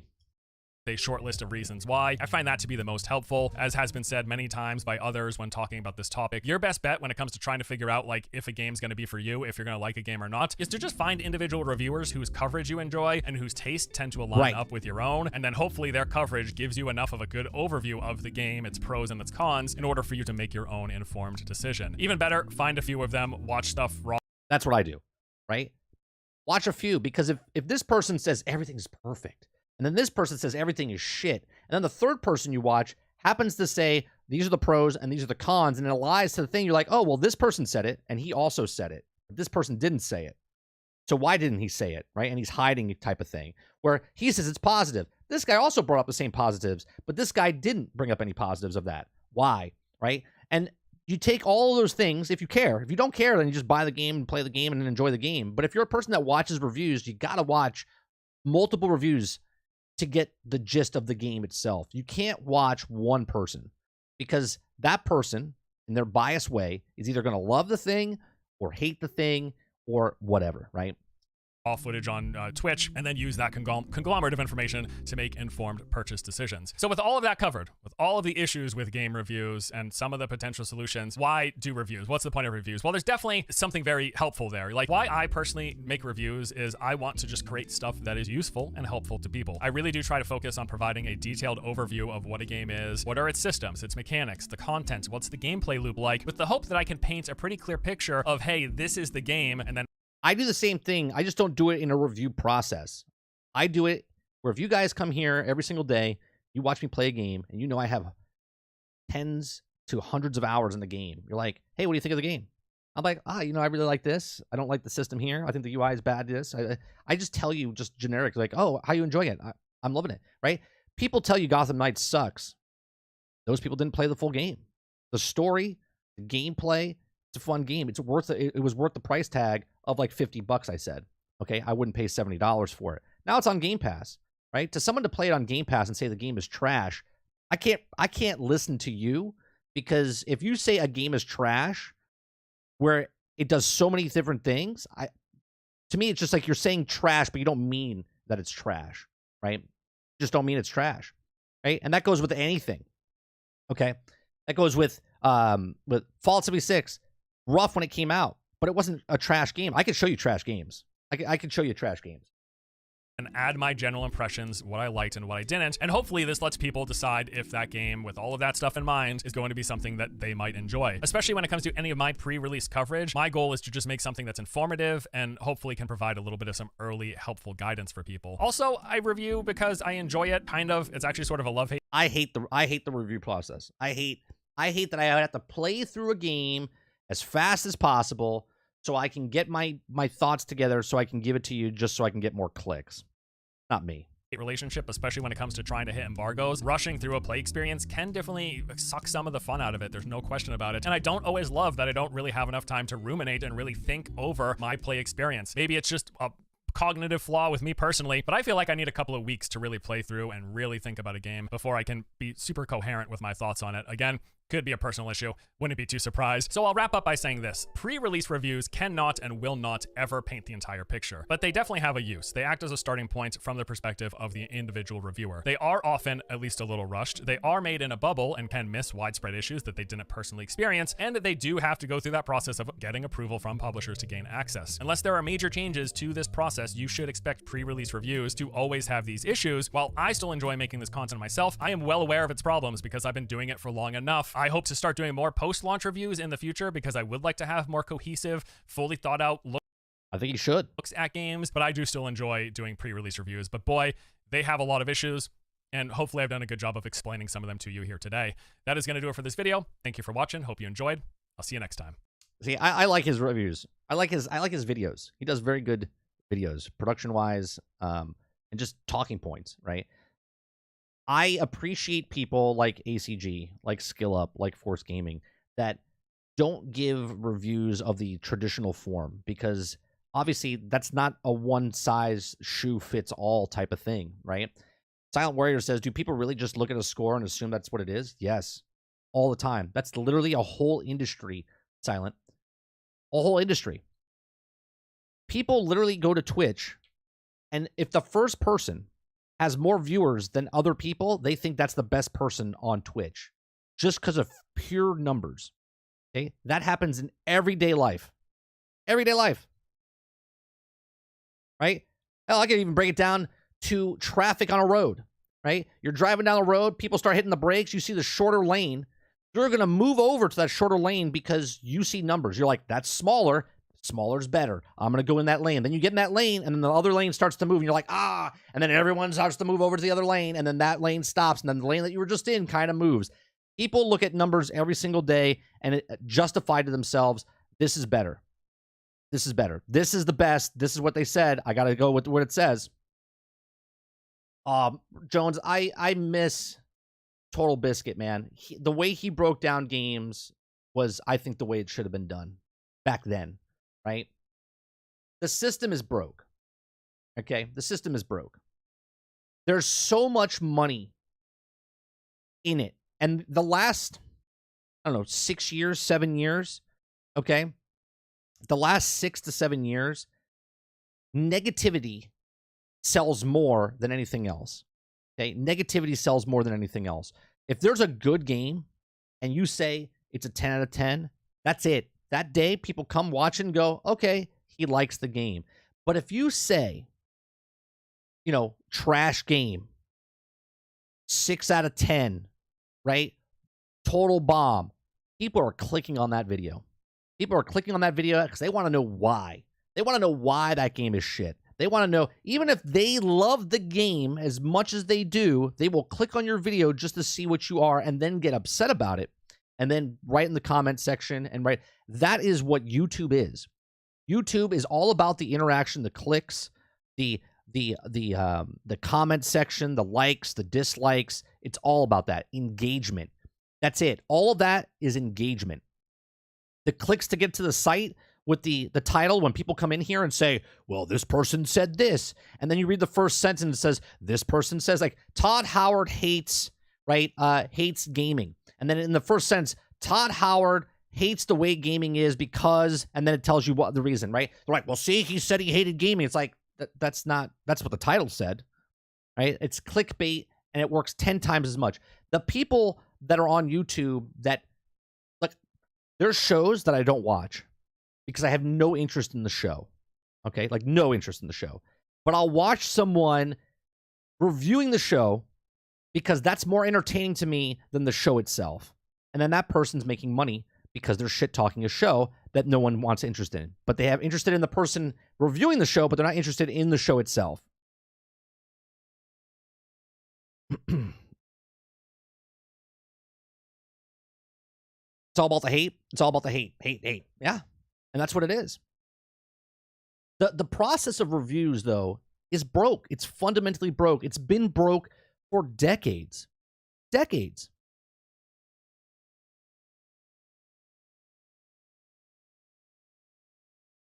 There you go, Dolphin, right? But that's not really a clickbait, though, right? I'm playing, that was day one.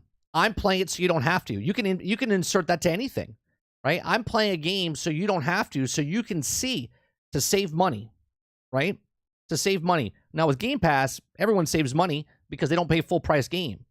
But if I can get a game and play so you don't have to, right? Because a lot of people, $70 is a lot of money. $60 is a lot of money, especially when games come out weekly, okay? So if I could play a game so you don't have to, I'm investing my money, my time, and then you come in and you're like, hey, how you liking the game? How you like this game? What's going on? What it is? And you take the assessment of what I'm playing or what other people are playing. I'm just one cog in the wheel of trying to help people decide what they want to spend their money on. Is it worth your time? Time is my thing, not money. Okay? If you have time, most people have more money than time. Okay? My point is I'm playing games because if you don't have the time and you want to know about this game, I'm putting the time in so you can ask questions and you can make the choice to go, okay, that's a game that's for me for the time I have. Chris says, to be honest, the culture aspect of hate is frustrating and gets old. Like Starfield, there's bad reviews on Steam, and the guy has 200 hours. Why play 200 hours if it's bad? That tells me the opposite. Sure, right? Like, why do you have to put that much time in? Like, if you hated the game 10 hours in, why play 200, right? I guess you could say that he put 200 hours in to see if it was bad, but wouldn't he find out at 20 or 30 or 40 or 50? You know what I mean? People give up votes on The Voice depending on the favorite coach instead of the singer. I stopped watching that show. Maybe watched up until like season 6, I think. Rose says, I like the video, and every point he brought up was great, but unfortunately, the 10-point system is not going anywhere because the majority of gamers look for that number. And you're right, Rose. But the more that people talk about it and bring it up, and this is why I like that he made the video, right? Dolphin's like, why is this a thing now? It's always been a thing. But more people that talk about it and bring it up, maybe it changes. If you don't say anything about it, it's going to stay the exact same.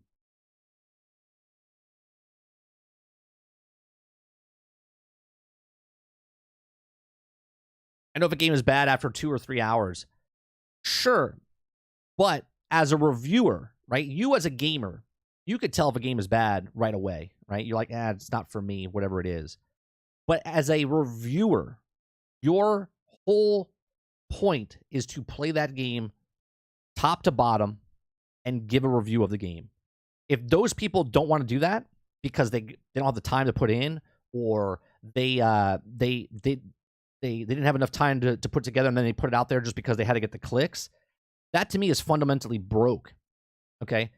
As a person, it's almost like taking the journalistic integrity of, yeah, you might be a guy in your basement, but at that moment you decide to review that game, you're doing a service for someone, and you better do it to your best ability. And if you're not doing your best, then don't do it at all, right?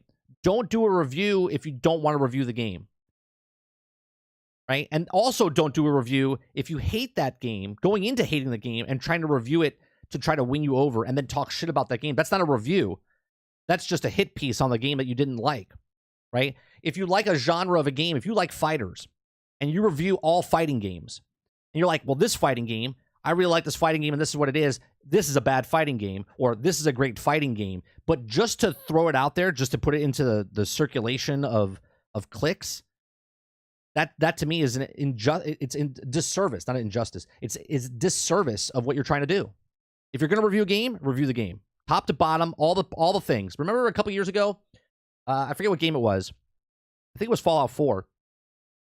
Fallout 4, some one of the girls, and it has nothing to do with it. She's a girl. I'm just saying because that's who wrote it. A girl wrote a piece where she didn't even do a fundamental part of the game because she wasn't interested in building stuff, right? So she only played a small portion of the game and then didn't play the rest of it. And everyone's like, well, how do you do a review of a game if you didn't even complete or try everything in the game? Like, don't review a game. Don't review a game if you're not going to review the actual game. Like Blockbuster, Game Pass lets me like or hate a game on my own. Sure, but you also, would you agree or disagree, Z, that if a game costs you $70, $100, $125, and it was subpar, you're going to be pissed because you paid that much money. But if you get a game on sale, right, or on Game Pass, and you had the exact same experience, you all of a sudden you think, well, the game was actually better than I thought it was because the price entry was much lower than the 100, 125.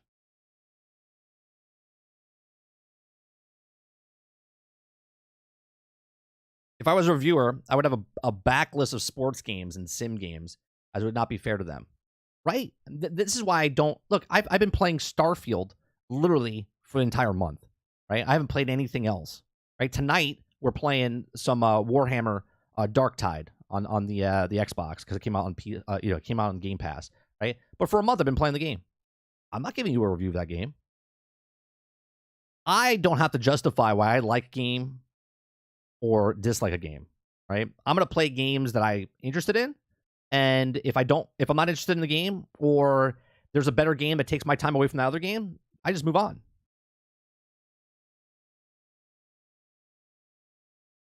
I'm actually more upset that I wasted the time as a 60-year-old gamer, right? But wouldn't you be more upset if you paid $70 and it was a shit worth of your time than free or low income, like low entry fee, and wasting your time?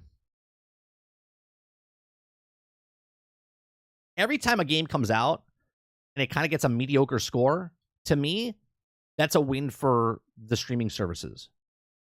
PlayStation Plus, a Game Pass. Because Saints Row came out, didn't do very well. But now they put it on PlayStation Plus, and now people are playing it and getting more fun out of it, right? Battlefield 2042 didn't do very well when it came out. But when they put it on the streaming services, it gave more value to the PlayStation and also the Game Pass, right? Because people now could play those games on those services. So every time a game comes out and it's just kind of, not perfect, and it gets tossed because it didn't sell well, it goes to a streaming service, that's a win. It gives more value to the streaming services.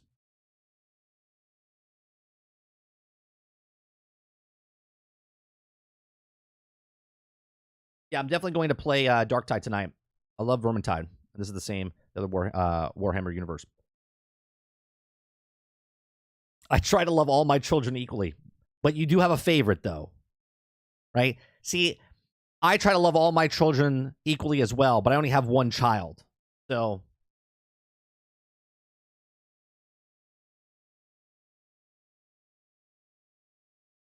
Warhammer Darktide is a co-op like it's like a Back 4 Blood.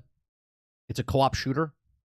It's like a Back 4 Blood, Vermintide, Left 4 Dead type of go into a dungeon with a group of friends and then just go.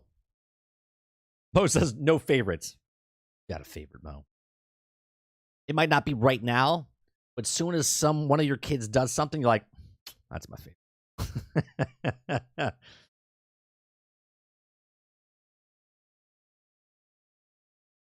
Oh, how long is the tutorial? Oh, that's good, Mo. How long is the tutorial? How long is the tutorial? Should I do the tutorial before stream or do it on stream? Short enough?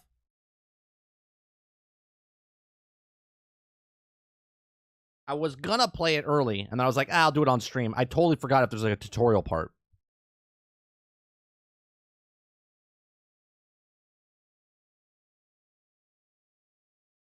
fun as hell, 30. Last time I played it, they added more elements to it now, like skill trees, etc.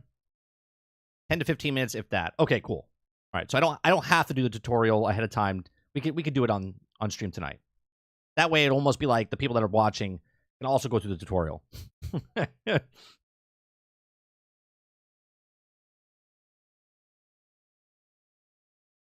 I really like that video.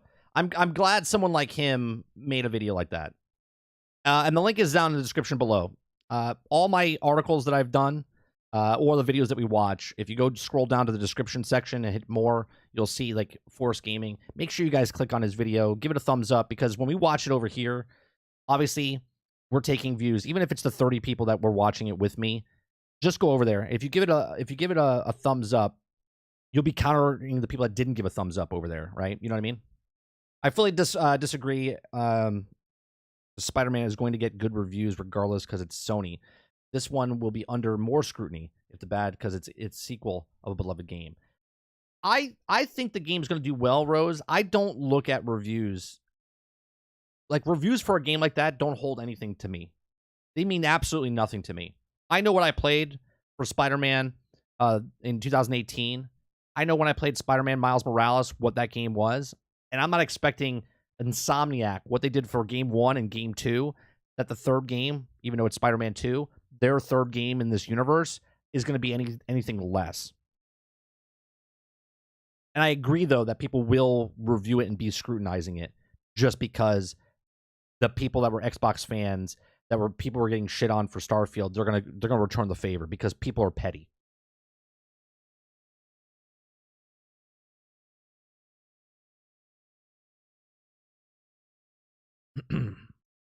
Yeah, I'm gonna buy it regardless of the reviews because I'm a Spider-Man fan. That's exactly right.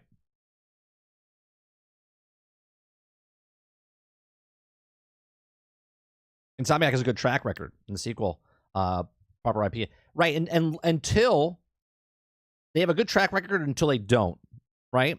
Where all the goodwill goes out the door because, again, this industry is what have you done for me lately? Okay, Bethesda was beloved until Fallout 76. And then anything they did after Fallout 76 or anything Todd Howard said was he was full of shit. He's a liar. Bethesda doesn't know how to make a game, even though they make, game of the year type of games.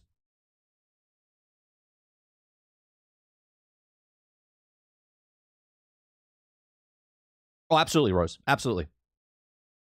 30, how are reviews in the movie industry? Well, back in the day, like Siskel and Ebert, when they did the reviews that nobody else wanted to do, they had a good system, right? They would say, go watch, thumbs up, thumbs down. They never gave scores. Then in the 90s, right, they started putting scores.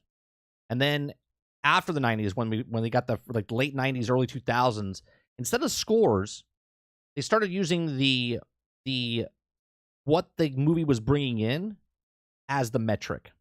Okay, so it didn't really matter if a movie sucked or not. It was number one at the box office, right? It was the most sold movie. This is the money. It made $500 million at the box office, right?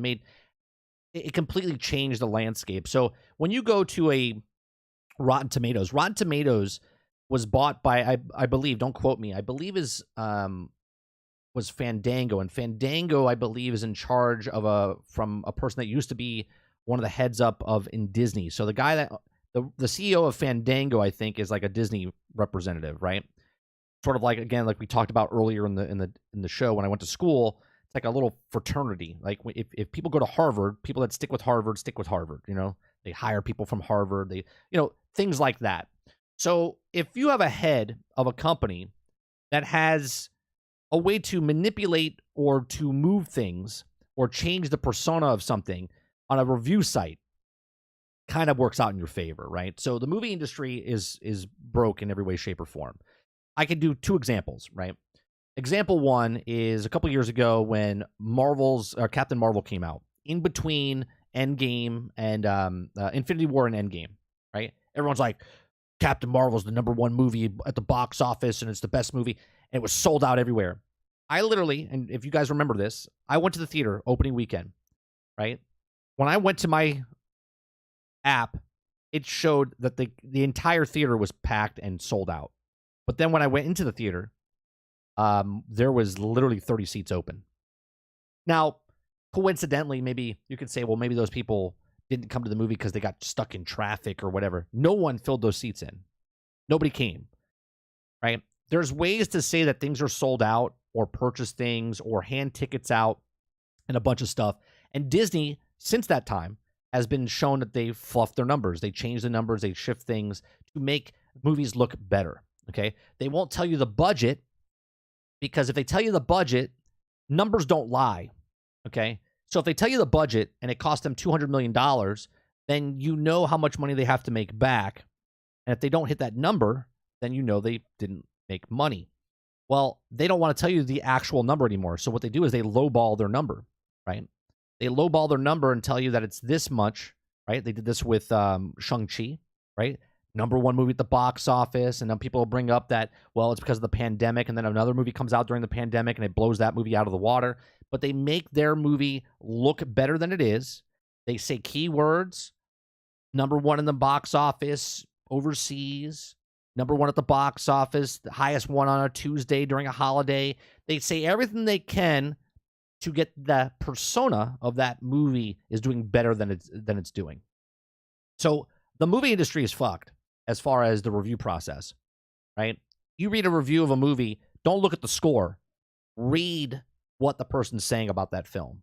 Read. So find someone that you like, and then exactly like if you watch a video or if you watch or read an article, find someone you like, find somebody else, and then read a third one, okay, and then compare. Shang-Chi is a pretty good Phase 4 movie, though. It's still a garbage movie. It barely made profit. Barely made profit, only because it made profit because they had a $50 million incentive, right? So they got a budget cut of $50 million to make that movie. That's the only reason it made its money. Otherwise, it would have been another film that lost money. Eternals, they said it was the #1 movie at the box office. It was lost, I think, $180 million, right? Not even take away from Marvel. Look at DC. Black Adam, $200 million. They're like, oh, no, it's successful. It made its money back in DVD sales. Sure it did. Sure it did. Show us the numbers. How many did it sell?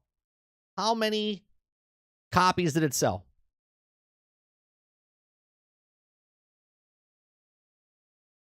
Let me review all the movies. I literally never watched a bad movie. Yeah. And it's okay to watch bad movies. I love bad movies, right? Sometimes movies are so bad, they become good.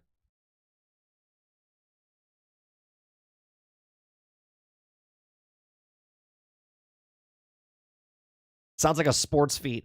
First one to score 3 points on a Good Friday on the 21st century with green hair. Exactly right. Exactly right. Budget cut how? So there's incentives. Like, so for instance, let's say there's a state tax incentive. So if I was a company, I worked for Universal. Universal shops out where they're going to make a movie, right? So this is a big budget, right? So this is a big part of the budget. So they go, where does the movie take place? Well, the story says it takes place in Washington, D.C.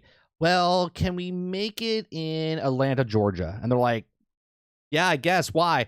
Well, Atlanta, Georgia is having a tax incentive where they're going to give us, if we spend $200 million, they're going to give us a $50 million deduction. And they're like, okay. So they rewrite the whole movie to set place in that city, and they'll film around that city because it brings an influx of cash, because the people that are making the film, people that are living in the film, the extras that come in, all the stuff, it brings money to the city, to the state.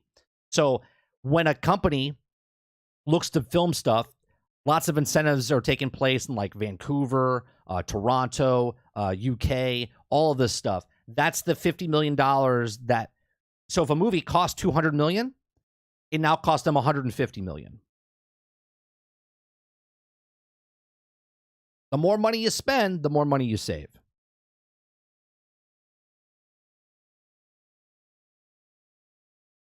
Street Fighter, the first Last Action was so bad, it's amazing. Oh, Last Action. You're talking about the Street Fighter, the first with Van Damme. I see Ahsoka is filmed in Australia and also during the credits. It was filmed.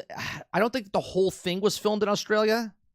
I think a lot of it was on the sound stages inside of in London with the room or the virtual room, whatever they call it.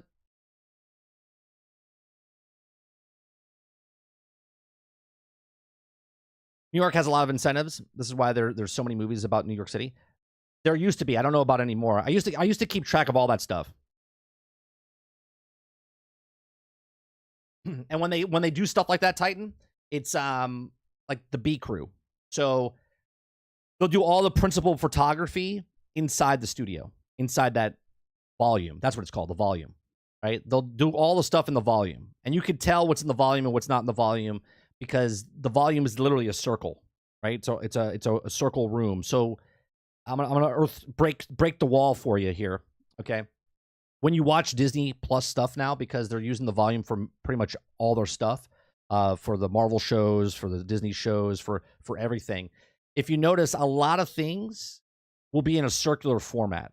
Okay, so for instance, if you watched Ahsoka, when they were under attack, they made the circle because that's what they built, and they can move around that circle. When certain things are up close, it's in a circle. It's not major wide shots, and when it is a wide shot, obviously it's a screen in the background. You'll see a little foreground line in the foreground, and they'll put like rocks and something to kind of blur that line that they're shooting in a studio or whatnot.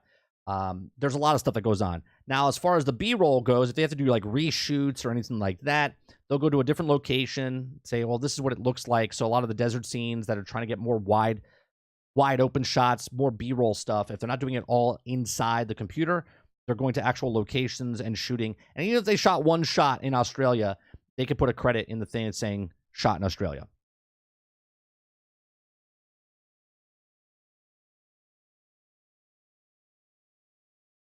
Good shivers or bad shivers, Abu?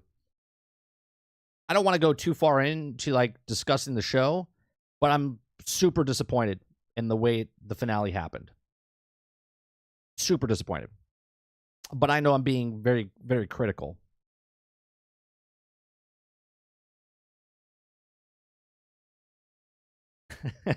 Right, Water. Well, I don't know if it's the same set, Jones. The volume, they can change the background pretty easily. I mean, they're using the Unreal Engine. This is why Epic Games is more of a movie studio now.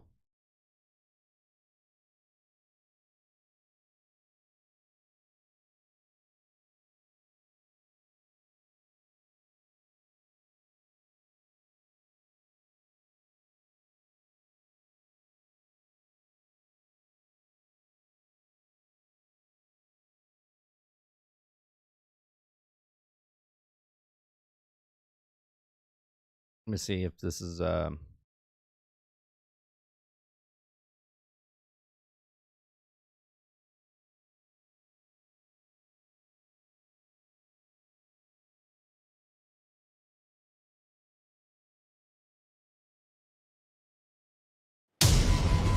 of you that didn't see this, right? This is some behind the scene footage of like the volume. Okay, these are different productions that are shooting on the stuff and what they can do. Right,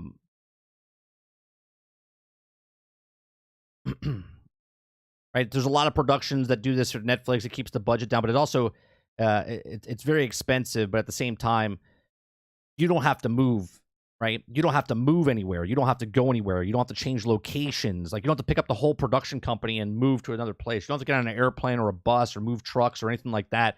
You can literally just go make the location in a game, right? And then make the stuff.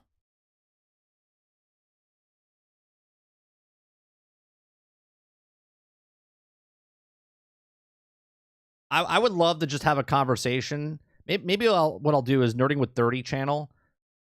Maybe we'll just have a discussion. Maybe I'll have like an hour show or 2 hour show of just talking about Ahsoka. I don't care if 5 people show up. I want to talk about how bad that show was.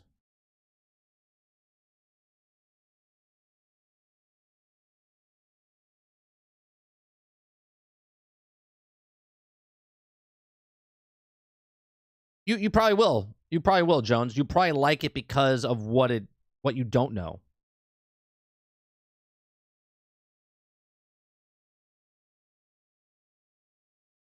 Yeah, but Titan, you're coming from a perspective that you know it exists.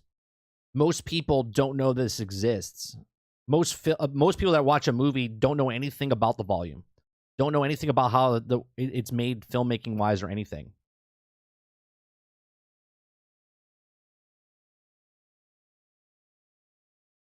Was the show bad or the finale?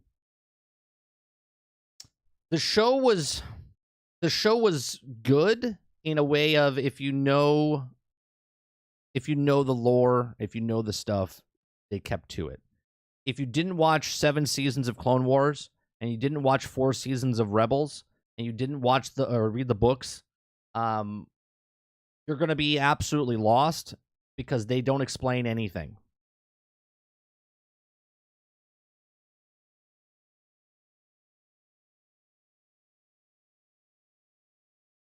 How will I be confused if I don't know what I'm missing? You'll be confused because the only reason that you don't understand certain things in the show is because they don't tell you in the you know like you know when they tell you a story, Jones, and they don't actually tell you like imagine watching Marvel and not knowing what the Tesseract was. Right? The Tesseract is a major plot, MacGuffin in the films. If they never told you what the Tesseract was and what it did and what it does and what it could do, you'd be like, what is the glowing box? Do you know what I mean? That's the problem with Star Wars, with the Ahsoka show. There's things that they have that they never explain to the audience what it is.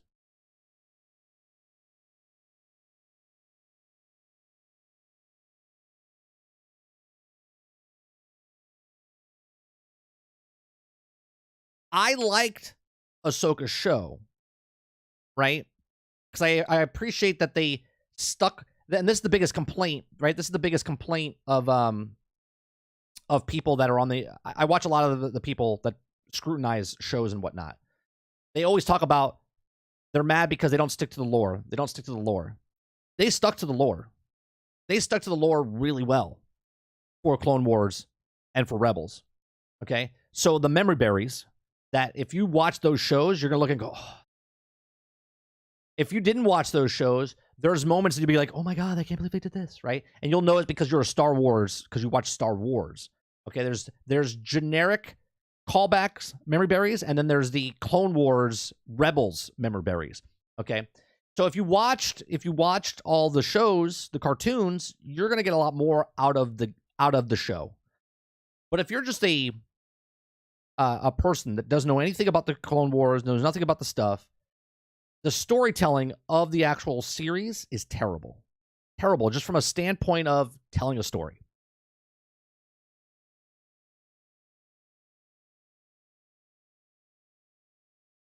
I can list so many things that were major topics at other places because people had never watched Rebels. Yeah.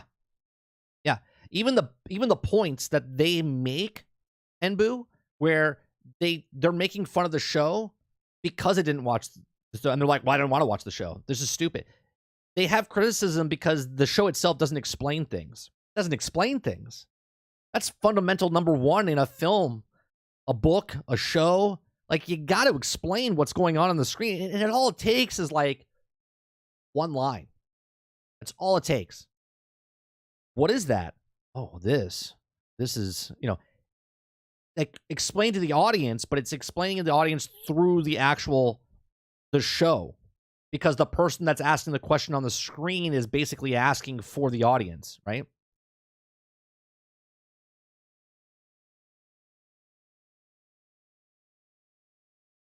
Infinity War and Endgame were pretty much it for the MCU. It seems nothing has made and had led up to another close infinity. Yeah, but I think a lot of the problems with Marvel now is that it was such a high point at the end of 15 years that you got to have a low point. And the low point, they should just not have made anything for a couple years. Instead, they kind of forced things out and killing people off and replacing people. And It's just it looks bad. I think people watching Ahsoka without watching the Clone Wars and Rebels are keen to watching Star Wars Episode 6 before Episode 4 and 5. Yeah, I think people that didn't watch, that don't know anything, and they just watch the show, they'll be entertained, but it's not a good story. I don't go outside the main movies of Star Wars. Just too much stuff out there. I watch the spin-off series for what they are and let them be on their own things. You know what? You know what's a better series to watch? It's another cartoon. Bad Batch, season 1 and 2. I still have to finish season 2, but Bad Batch is a much better storytelling device than what Ahsoka is. Ahsoka wastes so much time. So much time, and they explain nothing. And then there's the other problems, which I won't say, because I don't want to ruin anything for anybody. Go enjoy the film. Go enjoy the show.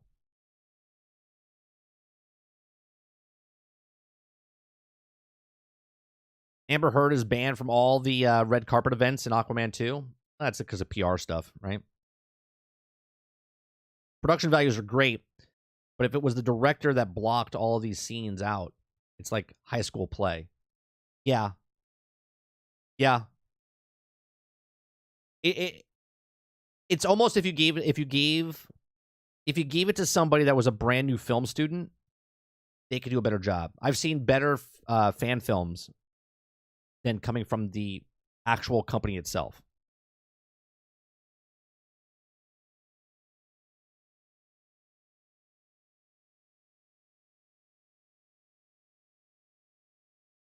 I need to go finish Mando season 3 and Ahsoka so I can cancel Disney Plus.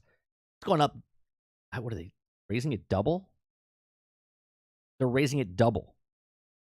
I'm pretty sure they're raising it double, which is crazy.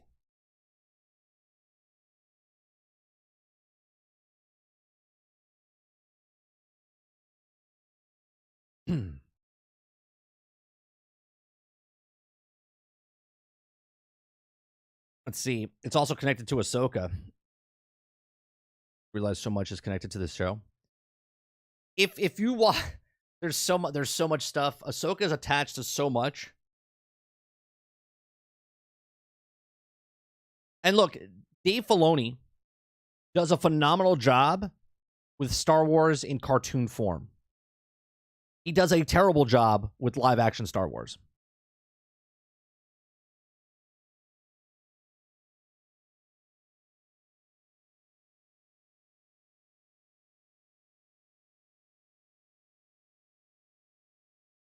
Let's see. It's simple because you and I, along with others, have had years to digest what's going on. How much would you bet on someone understanding what's going on if you start them on Star Wars Episode 6? You would know nothing. If your first Star Wars was Episode 6, and then you started watching like Mando, and then Boba Fett, and then Ahsoka, you would have no idea what the fuck's going on. None. Zero. It would almost be like this. Ready? When you watch the original Star Wars in Episode 4, okay, and Obi-Wan said, "I fought with your father in the Clone Wars." Okay? That was it.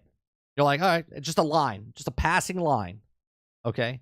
And now you look back and go, holy shit, the Clone Wars were amazing. The fight, the politics, all of the stuff that happened from just one line back in 1977 that was given, right? I fought with your father in the Clone Wars. That was it. Okay? Since that line, that one sentence has now turned into 7 seasons of an animated show, 3 prequels, okay? And after the Clone Wars, what the downfall of the Jedi plus the, right, all from one freaking line. But back then when you watched it, it was just, I fought with your father in the Clone Wars. Just a toss away line.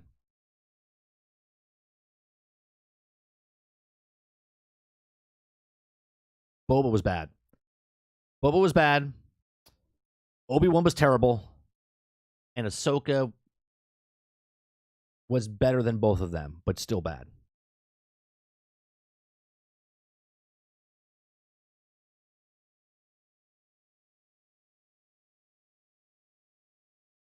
Yeah, exactly. The what? The what now? The Clone Wars. What's like? I remember. I watched it on Betamax my first time. I didn't get to see Star Wars in theaters. I watched it on Betamax, and I was a kid. I was like 4. Yeah, like 4 or 5. I think I watched it right before Return of the Jedi. Or I'm sorry, Empire Strikes Back came out. Okay, and I was like, "What? Clone Wars? What's that?" Okay, that sounds cool. I like how you use it was entertaining. Hey, knowing nothing, yeah, it was entertaining. It had cool sword fights and stuff, and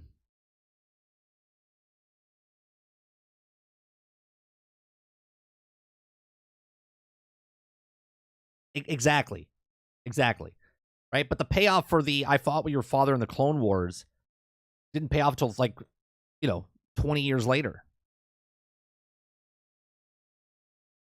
Just fundamentally from a film, right?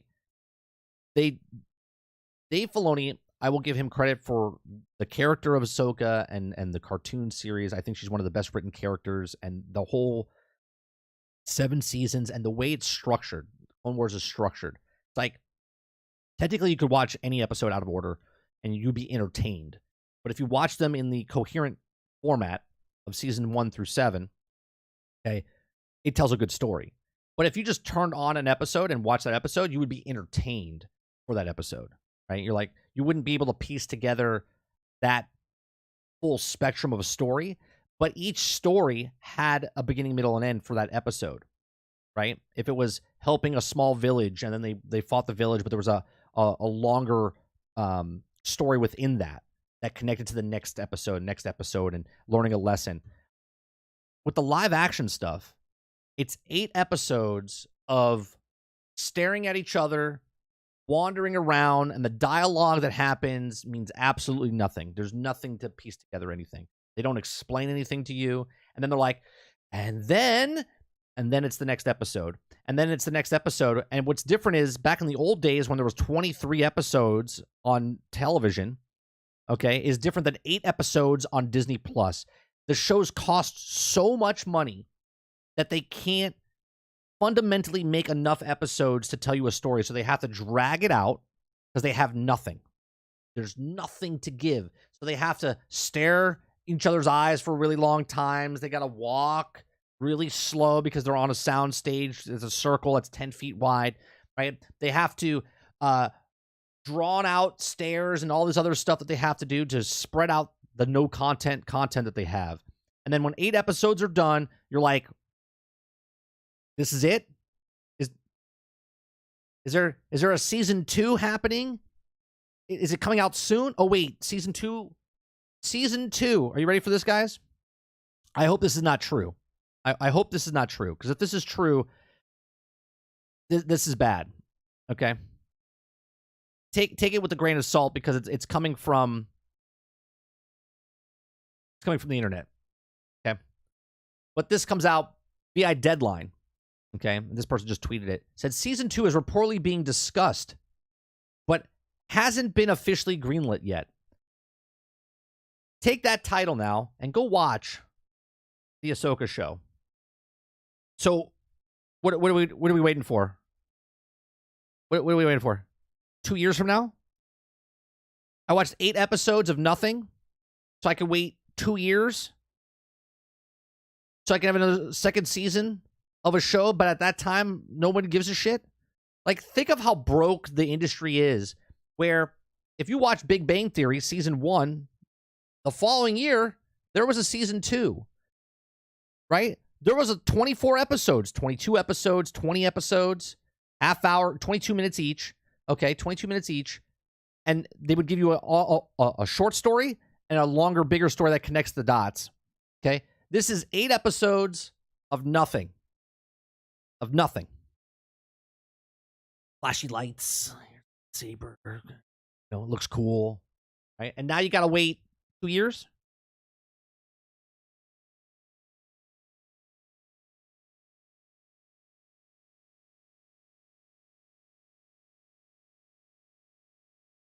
Obi-Wan never told you what happened to his father. He told me enough. He told me you killed him. No, I am your father. Exactly. Right? It's absolutely nothing. I'll give you an insight. All right? I want you guys, this is the Ahsoka plot line. Are you ready? I'm not going to actually tell you the plot line. I'm going to give you an analogy of a plot line. Set up a chessboard. Okay? Set up a chessboard. And put the white on one side and the blacks on the other side. And then just swap them. Just swap them. Okay? And then put the board away. Okay? Then just take all the pieces off. I just gave you the complete and utter whole story plot line of Ahsoka. You're welcome. Save yourself 8 hours. If you understand what I just said, you get it. If you don't, it's okay. I don't have to explain it to you. Okay? Right? Don't worry. I'm not going to explain it to you because Disney doesn't explain anything to you.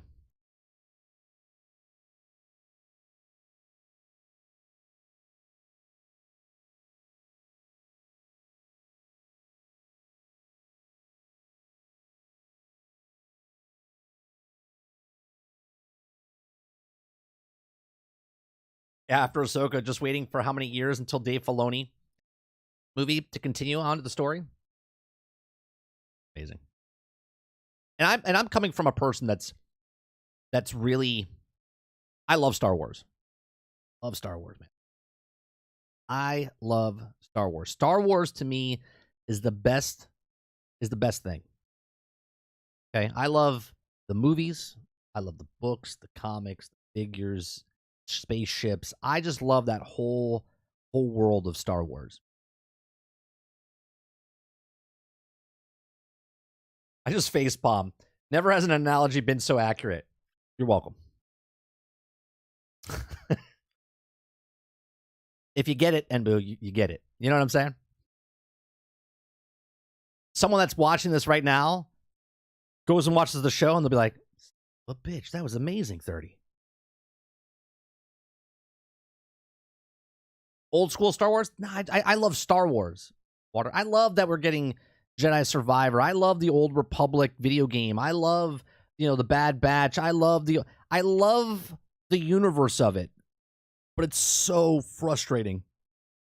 It's so frustrating that the people that are in charge of this IP are just, they're just blinded. They're blinded. I don't know if it's the lack of knowing or if they truly hate the customers that made Star Wars what it is. Or they just honestly don't know how to make a show or a movie.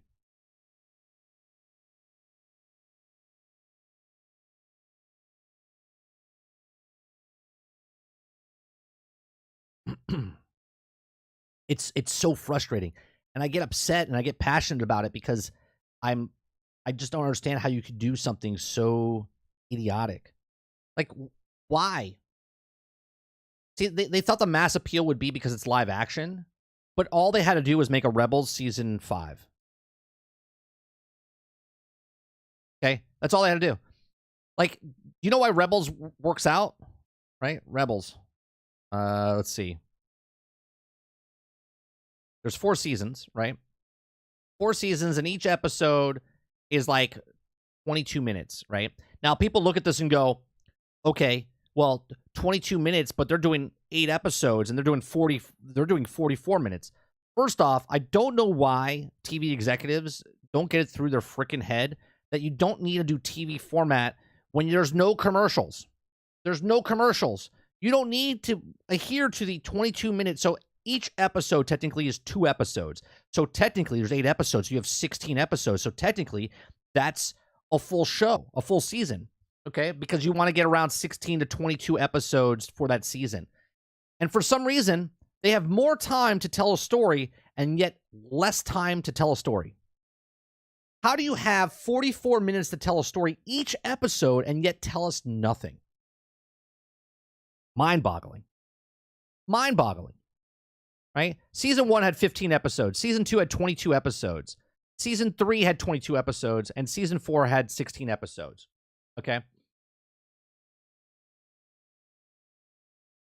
Now, I want someone to go watch Rebels Season 1 or Season 4 that only had 16 episodes and tell me the storytelling in Season 1 and 4 that had the same amount of time as the 44-minute episodes of Ahsoka for 8 episodes, which would be about 15 to 16 episodes total, and tell me which one has a more coherent story. At the end of each episode of 22 minutes, you will know more about the characters and know more about the plot point that's going on in 22 minutes than you'll get in 44 minutes in each episode and through 8 episodes the entire time.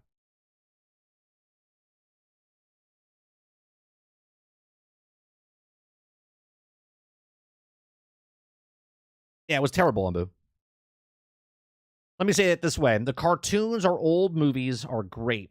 If you like them, they're trying to take as well-known and beloved IP and make it their own vision. I just don't understand why. You know why Star Wars sold well? Because it was Star Wars. Now they're trying to change Star Wars for another fan base that's not interested in Star Wars. You have millions of people that love Star Wars, and they're like, you know what? Fuck them. We're gonna get these people that didn't pay for Star Wars, that didn't like Star Wars, that have nothing interest in Star Wars, and we're gonna dummy it down to be nothing like Star Wars, and then we're gonna market to them and just shove all these people out. What? These people are not buying Star Wars figures? What? These people are not watching the show? Oh, what? These people don't give a shit? It's amazing. Hey guys, you want to come back? No. No.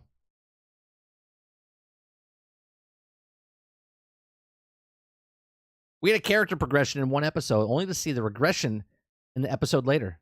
Had explicit things happen solely for a plot. Here's the Enbu. Do you understand that Balin, the actor who played Balin, died? He died in May. God rest his soul. Okay. No matter what happens, you know nothing about that character. Okay. And even if they recast that character, right? Even if they recast that character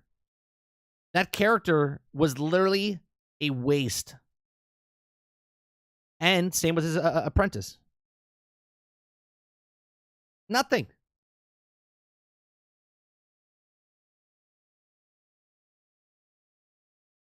They told you nothing. And everyone's like, oh. Everyone thinks it's good because of their headcanon. The headcanon is better than the actual canon.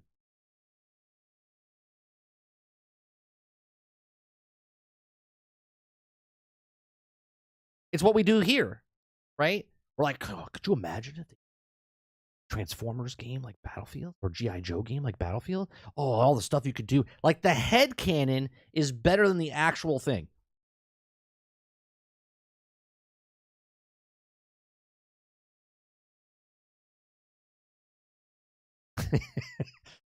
See, that's the greatest. He walked around looking powerful really well. Yeah. Look badass. That's right, Water. Seemed like a badass character too.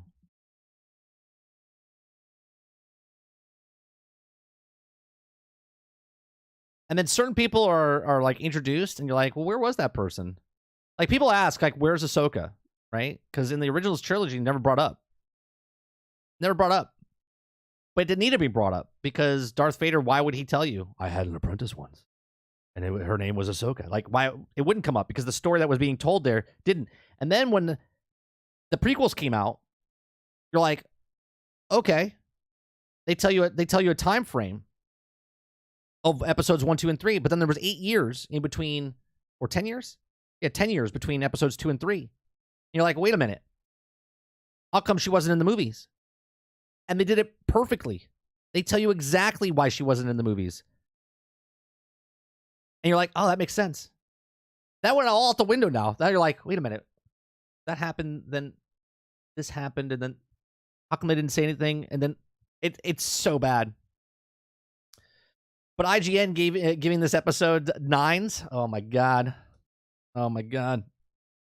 It goes back to Rob. Look, you just saying that, Dolphin? I got indigestion. You told me it got 9s. Oh my god. People literally just want to not think about anything. They're just like, lightsaber, right? Like, right now, I could just, more people are going to come into the stream right now because I'm holding a lightsaber, right? People love lightsabers, okay? People love lightsabers. I got this, by the way, just recently. This is Cal Kestis' lightsaber. Pretty cool. Fucking heavy as hell. It's like 4.5 pounds.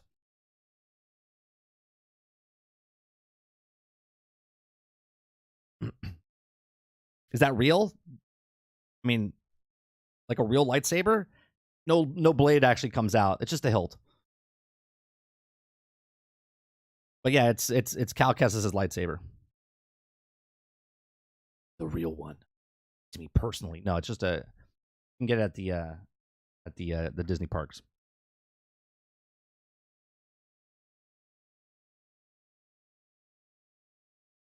Do I know how to use it? Of course I do. Everyone has the Force now, Water. Everyone has the Force.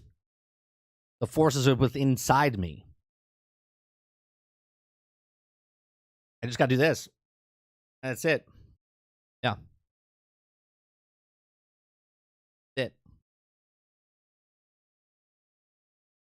If I think it, it will happen. The Force.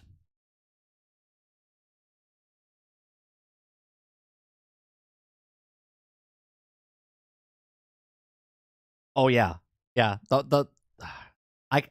And you know what? We're gonna do that. I don't know when. Maybe I'll do it Friday night. Friday night around like 10:30. We could just. I don't care if it's just me and you, Enbu. I don't care if it's just me and you. I will. Well, actually, it's probably late for you. I think you're overseas, right? I will have a show Friday night, and we'll talk about it.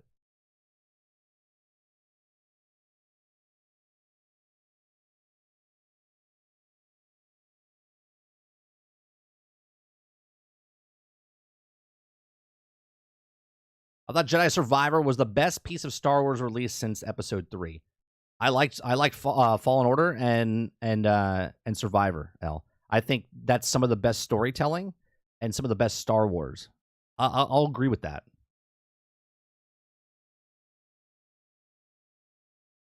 Yeah, it'll be on our other channel. I have another channel that's called 30 and still. I'm sorry, Nerding with 30. Nerding with 30. We haven't uploaded or anything on that channel for a long time. Oh, that reminds me. Anybody that is subscribed, or not subscribed, anybody that has a membership on our original channel, 30 and Still Gaming, okay?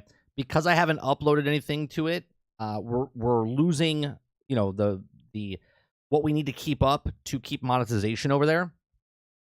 So if you have a membership over there, if you could move it to this one, you don't have to, but it won't be getting monetized after October, meaning that money will not be going to me.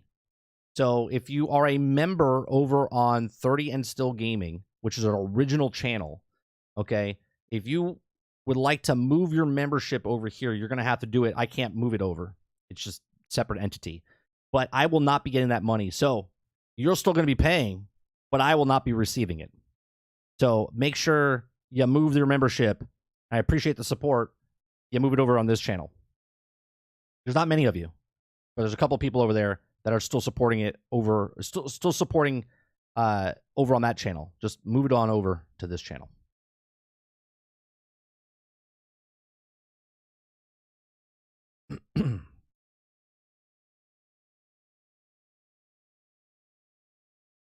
But Sabine's has family history with the Force, though.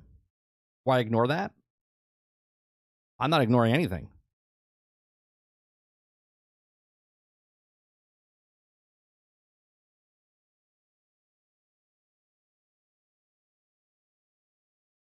I'm just saying that it just doesn't just come out. That's the problem with Rey. Rey just had it. There was no training or anything. 30, it's almost time to get disappointed by Blizzard. Yeah, it's about an hour and a half, right?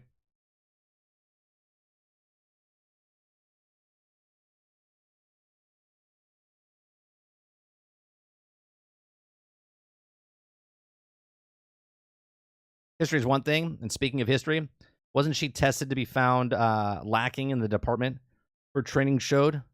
So she couldn't her nudge her cup? Right. And then and then she could do a whole bunch of stuff.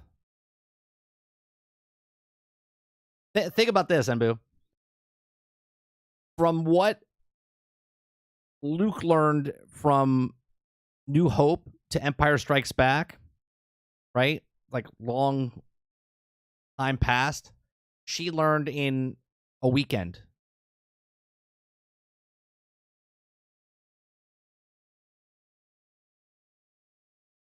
Eight episodes. Episode 1 and 2, maybe 3. She couldn't move a cup. And then, all of a sudden, no problem.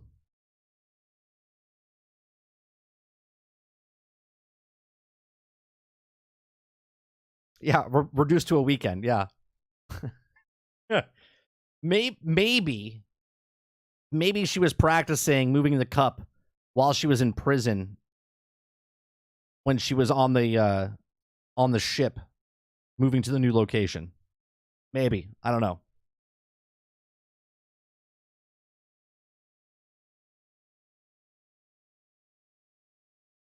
Who knows?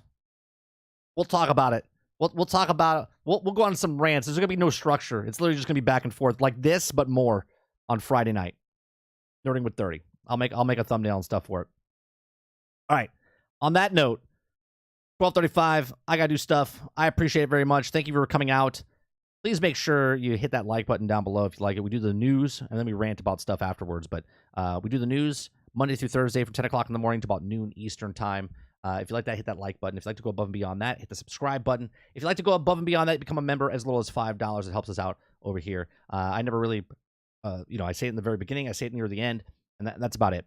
If you guys like the content, you don't have to do any of that. You can just come by, hang out and chat, have a conversation with us. We do this, like I said, Monday through Thursday. We do gameplay Monday through Wednesday night. We've been playing Starfield for the last month up till yesterday. We played it. We're still going to play it more. But tonight we're playing Warhammer Darktide. Okay, so come on out. We're going to be playing it on Game Pass. Me and Sarge, I believe Brainchild, and I think one other person. I think Mo said he wanted to jump in. So whoever wants to jump in, come on by. 8 p.m. tonight. We're going to be playing some of that co-op shooter. That'll be fun tonight. So we'll be doing that tonight. And then tomorrow evening, and the weeks just fly by. Thursday night, Generation X Gaming, a weekly podcast that goes over a few of the top stories from the past week, and we rant along the way. Appreciate it very much. You guys have a great rest of your day, and I'll see you guys on the next one. Peace.